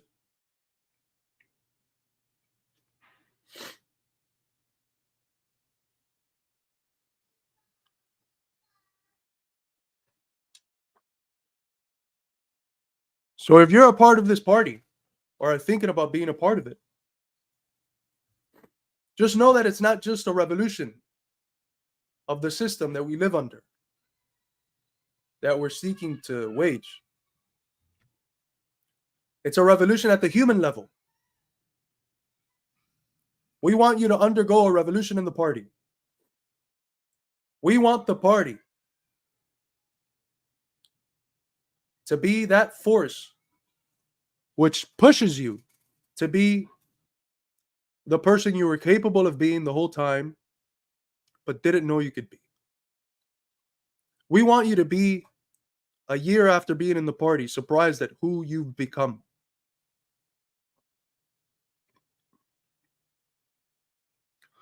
We want the people that didn't see you for a year and then interact with you again to be surprised at how far you've come. That's what the Communist Party is going to build. And if you have the discipline to commit yourself to that process, if you have the will to do it, come join us. We don't expect ideological purity. We expect commitment to this process of radically transforming the current state of affairs. Thank you, Comrade L, for another 20 midwesternmarx memberships gifted. Joey's in the chat. Joey is in the chat. Shout out to Joey. Joey lost more than 100 pounds. That shows commitment. That shows discipline. Joey, let us know how many pounds you lost.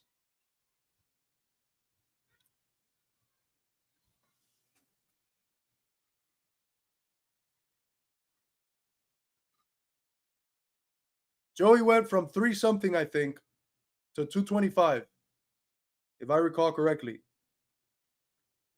That basis of discipline can be employed in any other area, and it will lead to success.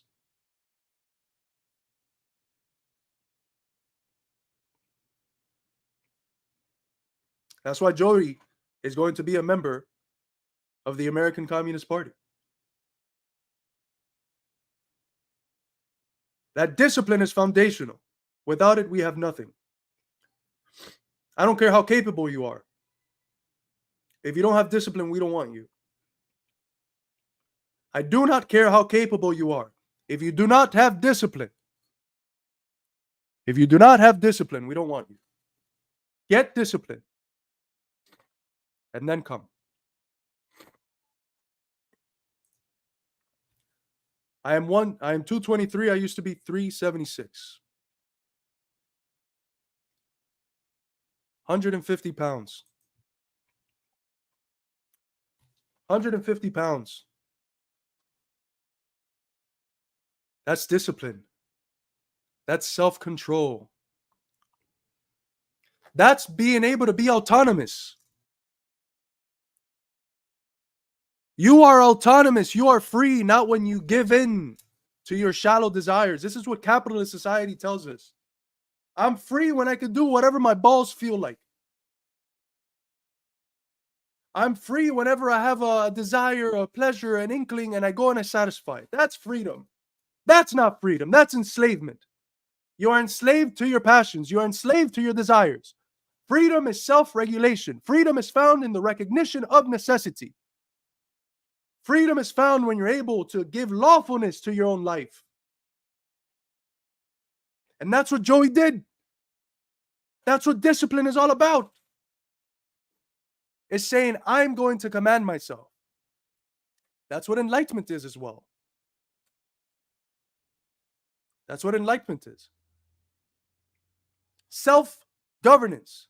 I'm going to give laws to myself that I'm going to respect. If your discipline is only found when you have a coach screaming at you, if your discipline is only found when you have a teacher telling you to read, forcing you to read, you don't have discipline. Discipline comes from inside.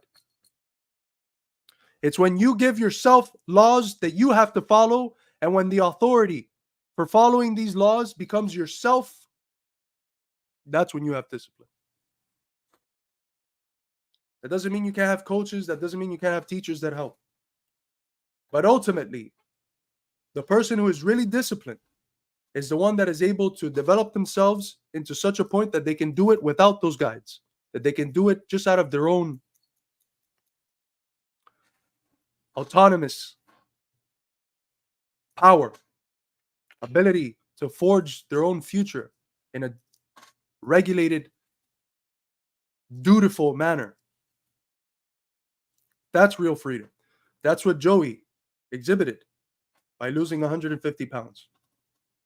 Joey is a free man because Joey doesn't give into the desires he used to years ago. And I don't mean to be picking on Joey, but this is a beautiful example of freedom, of discipline that should be emulated and learned from by Cadre. Thank you, Sean, for the huge $50 super chat. I wish I could help more for the cost of the airline ticket. I'm glad you made it back to teach us about what happened in Venezuela. Thank you so much, brother. Yeah, that ticket was steep. We had to get it last minute. If not, I would have been stuck in a hotel with a spy of the opposition with God knows what happening. Jackson is still over there.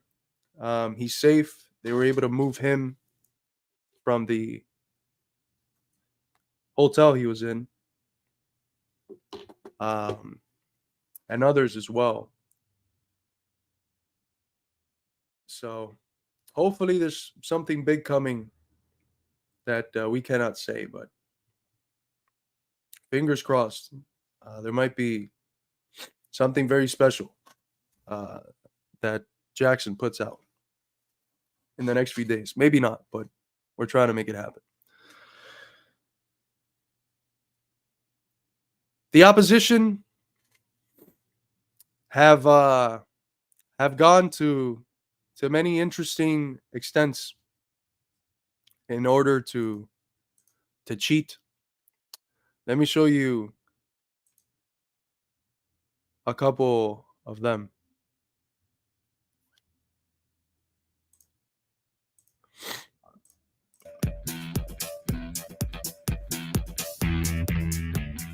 Hoy me escribió, le pedí el permiso, me lo concedió, nada más y nada menos que el presidente de la Asociación de Empresarios Petroleros de Texas. Okay. El amigo. So this guy's saying that he was just messaged by the president of gas entrepreneurs, of oil entrepreneurs in Texas. Venezuelan guy. Let me know if you could hear this, by the way. Let me know in the chat if the video is heard.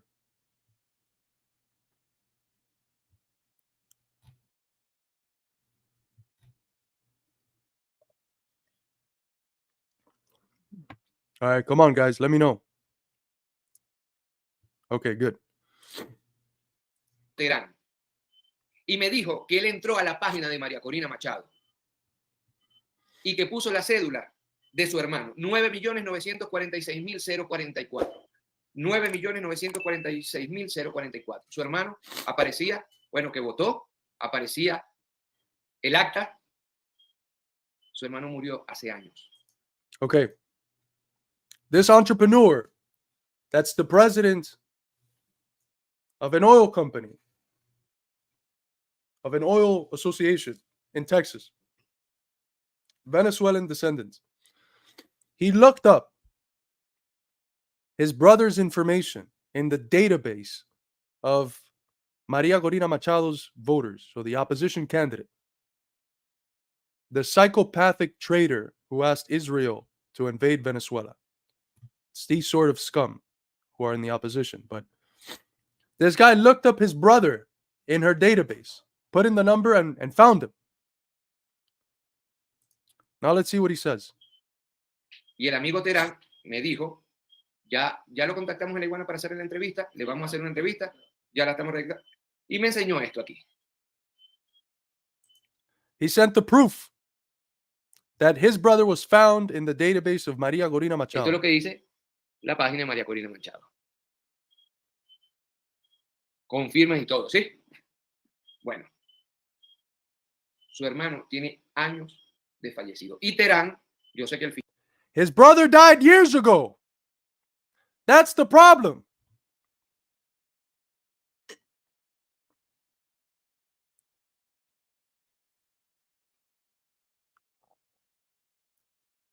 They're counting votes of dead people.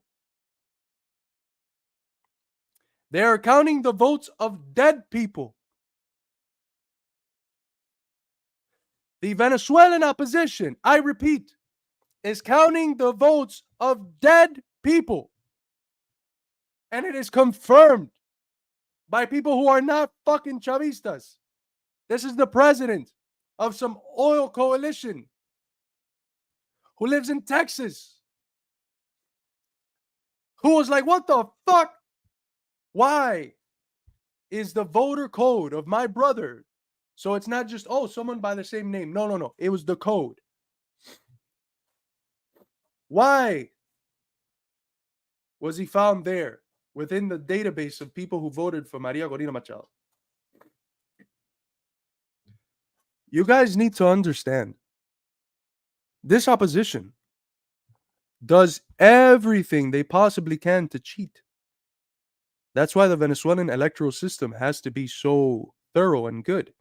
These people do everything they can to cheat.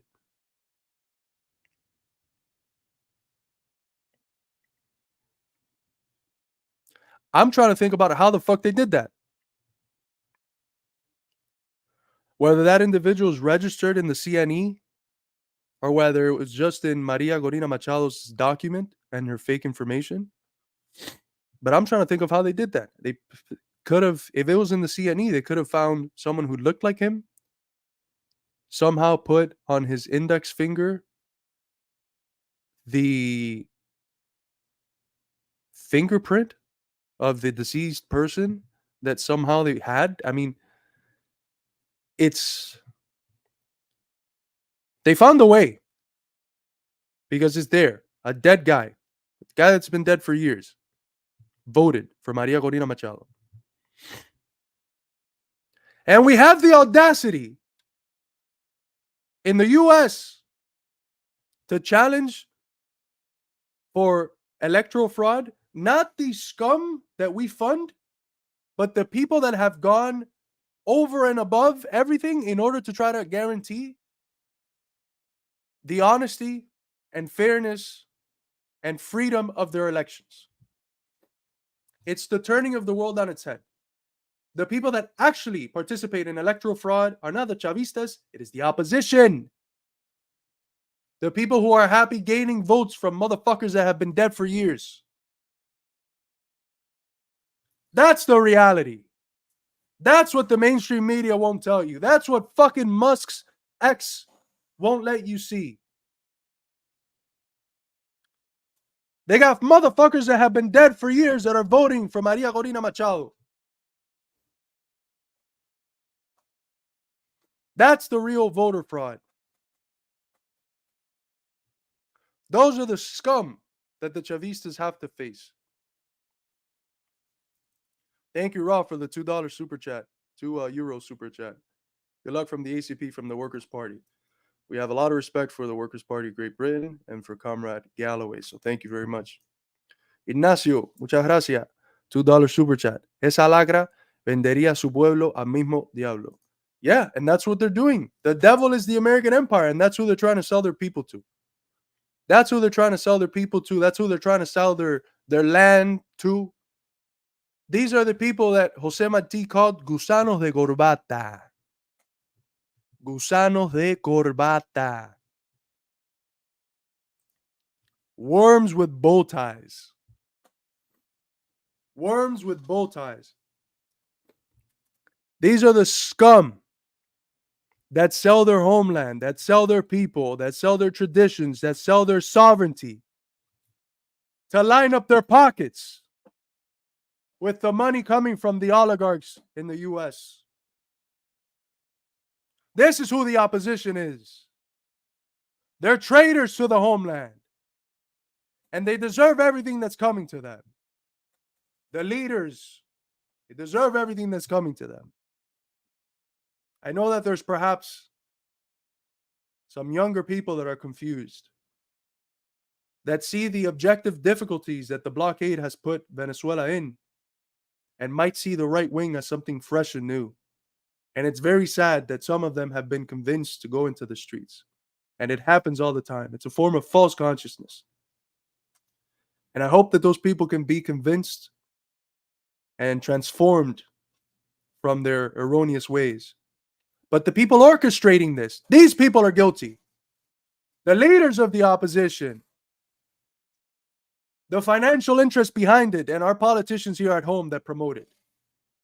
These are people insinuating violence, insinuating terror.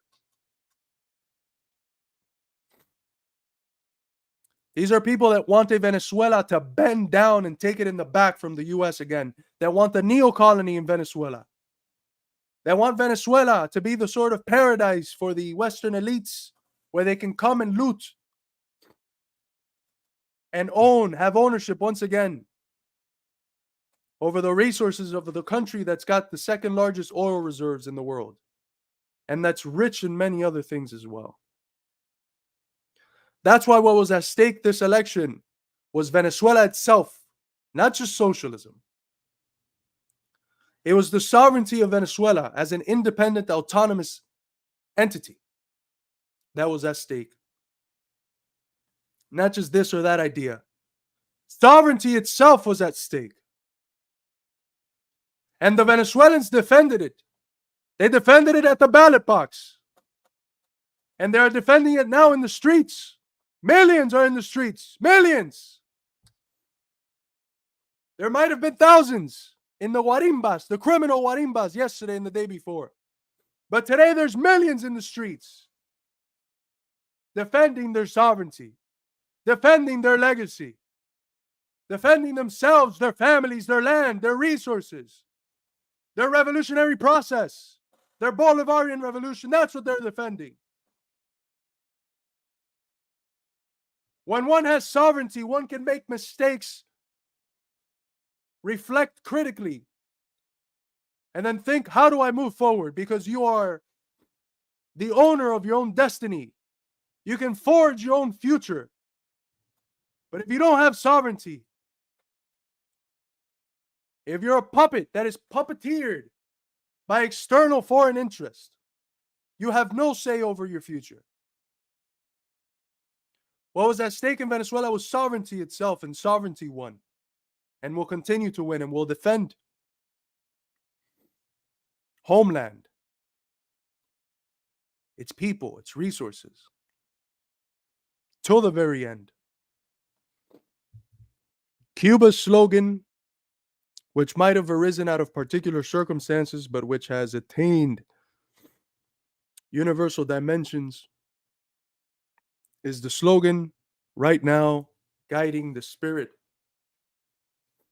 of the Venezuelan people. Patria o muerte, venceremos. Patria o muerte, venceremos. Homeland or death, will triumph. Homeland or death will triumph. That's the guiding spirit of the Venezuelan people right now. They're fighting with the spirit of Che and Fidel and Bolivar and Chavez. When Chavez died, and I heard this story from one of the comrades higher up in PSUP. When Chavez died, the criminal Gusano opposition, all they could tell Maduro was, "You're not Chavez." This young bus driver, "You're not Chavez, you're not Chavez." And you know what Maduro said? "Yes, alone, as an individual, I'm just Nicolas. I'm not Chavez. But together, we are all Chavez. Together, we are all Chavez. Together, we are all Chavez." And Chavez is what's defending sovereignty right now in Venezuela. The Venezuelan people have come together. And together, Chavez is there. It's present. It is Chavez defending Venezuela right now. That's who is in the streets. Yes, a bunch of individuals, but together they are Chavez.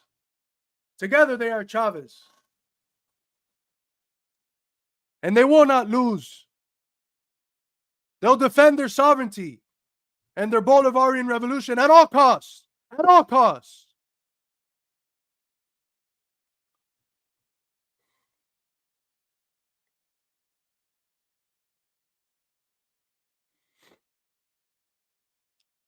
And it's up to us who live in the belly of the beast, as Marti called it,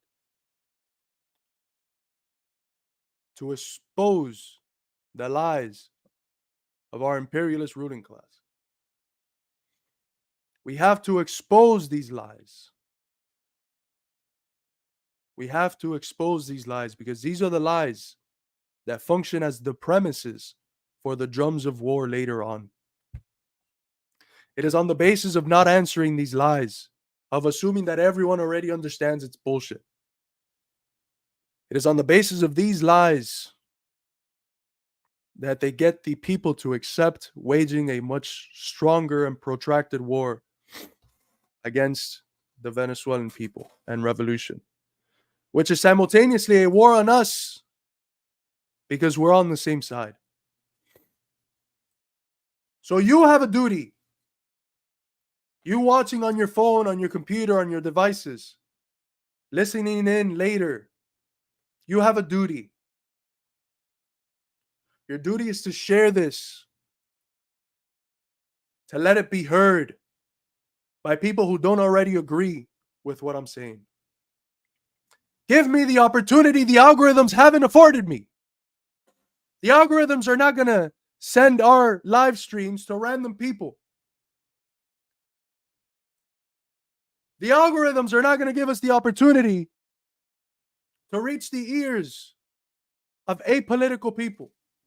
Only you can give me that opportunity. Only you can. Go through your phone, find your neighbors, find your coworkers, people who you think should be listening, and send it to them. The imperialists have the resources. The imperialists have the unity that we don't have. But what we have is the people.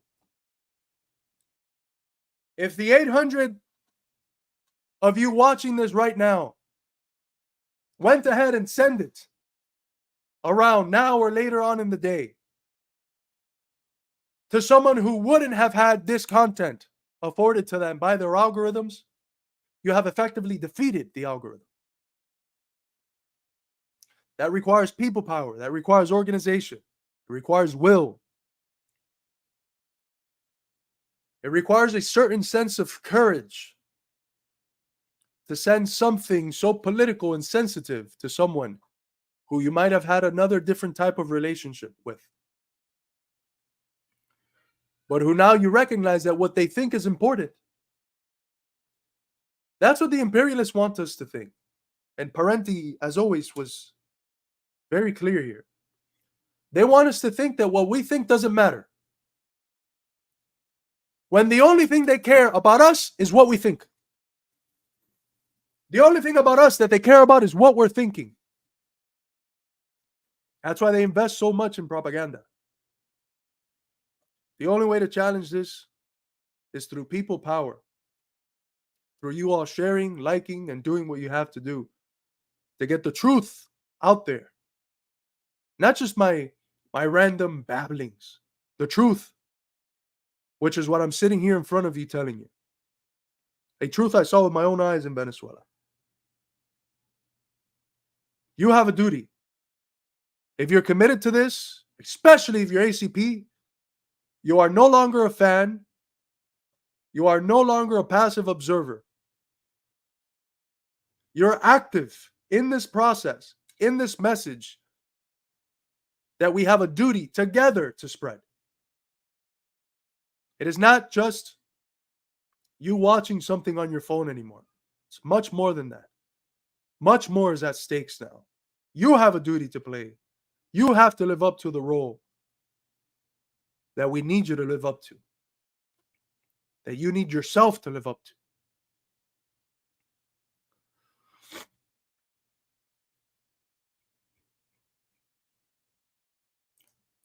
Thank you, Jason, for the $3 super sticker.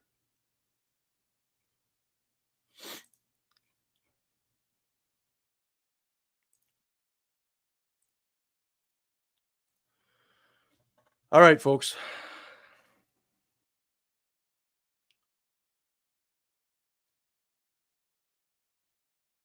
We're making history. And things are just getting started. The ACP is going to develop into an organization worthy of the working class. I have no doubt. I have ultimate faith and belief in this process. And belief is not something just for the religious. Without belief, nothing could be done. For any of you who go to the gym, go try to hit your PR without believing you're going to hit it. And see if you hit it.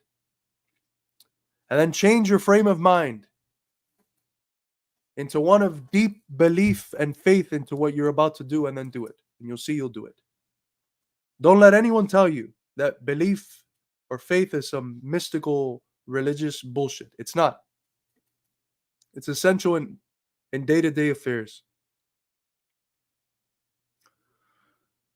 And what should unite all of us is not just the commitment, but the deep and profound belief in our ability to succeed, without which we won't be able to. What do you think guided Fidel and Che when they got off that boat and very quickly lost almost 90% of the people they came with? Were stranded, 12 of them. What do you think kept them afloat? What do you think allowed them, within a couple years, to march down in Havana and complete the revolution and take power? Do you think it was the purity of their ideas?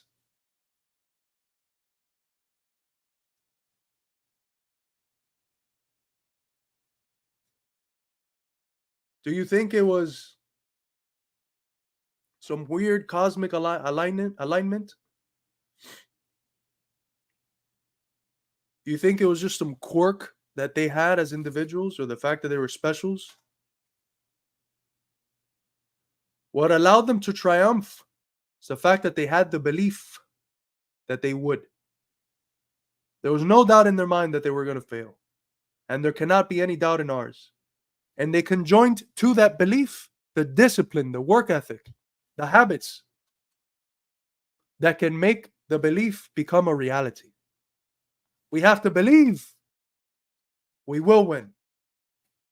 We have to be certain we will win. And conjoined to that belief, to that faith, to that certainty, we need discipline.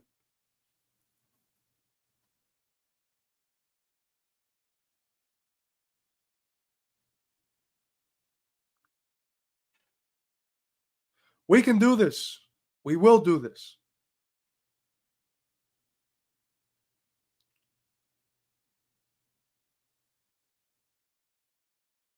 And when we do it, I know for a fact that a lot of the people around the world whose hands I shook this past week, the boot that is under their neck in the struggle they're waging will be lifted. We fight not just for ourselves or for our people, we're fighting, frankly, for humanity itself. We have the terrific opportunity to be situated in the context that makes our particular struggle universal, that makes our particular struggle have universal implications, unlike any other. Because it's our ruling class that's tiptoeing us into the end of humanity as such, a nuclearized third world war. It's our ruling class funding genocides. It's our ruling class funding Nazis. It's our ruling class funding terrorist opposition groups in Venezuela and all over the global south. So when we win not just for ourselves. When we win, our brothers and sisters in the global south can breathe. This is why the comrades from all over the global south that I met with, they looked upon the ACP cheerfully because they see in the ACP their own freedom. They see in the ACP the potential for us getting our shit together and changing the things that have to be changed, which will have ramifications not just for us, but for them too.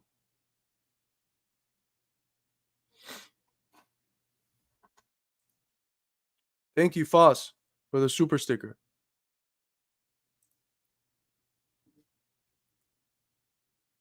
I would like to end by saying that if you think you have what it takes and are willing, join. Go to ACP Main on Twitter, follow us, and you'll see the website for how to join. Not everyone is going to be able to join. We have a very thorough process of making sure that only the creme de la creme become cadre. Only the people who can be worthy of the title communist. And we've been blessed that in the communities that both Infrared and the Institute have forged and made, the vast majority of the people applying are of that material. I can tell you, as someone who has been informed about the application process, that this isn't going to be your regular leftist organization. It's going to be in many ways the antithesis of that. Vast majority of people have been blue collar, union, working class folks. Tell me one party in this country whose basis is blue collar, working class people. No one in the American left can say that. The ACP can say that. The ACP can say that. Besides that, it's a lot of skilled professionals, engineers, technicians, people who have the sort of skill set that can actually serve society. That means there's not a whole lot of gender studies majors. My apologies. And that will be different from the other organizations on the US left. And I think in a good way. So, join if you're willing and capable. Thank you, Boda, for the membership. That's gonna be all for today. thank you all for joining me. I've tried my best. I'm sick, but I had a lot of important things to let you all know of. So we'll sign out, as we always do, with our new and improved rendition of the International. See you all.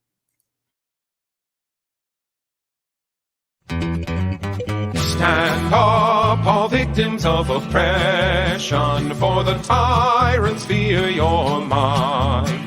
Don't cling so hard to your possessions, for you have nothing if you have no right. Let racist ignorance be ended, for respect makes the empires fall. Freedom is merely privilege extended, unless enjoyed by one and all.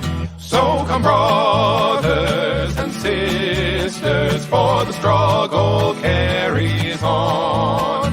The International unites the world in song. So comrades, come rally, for this is the time and place. The international ideal unites the human race. Let no one build walls to divide us, walls of hatred nor walls of stone. Come greet the dawn and stand beside us. We'll live together or we'll die alone. In our world poisoned by exploitation, those who have taken, now they must give. And end the vanity of nations. We've but one earth on which to live. So come, brothers and sisters, for the struggle carries on. The International unites the world in the song. So comrades, come rally, for this is the time and place. The international ideal unites the human race. And so begins the final drama, in the streets and in the fields. We stand unbowed before their armor, we defy their guns and shields. When we fight, provoked by their aggression, let us be inspired by life and love. For though they offer us concessions, change will not come from above. So come, brothers and sisters, for the struggle carries on. The International unites the world in song. So comrades, come rally, for this is the time.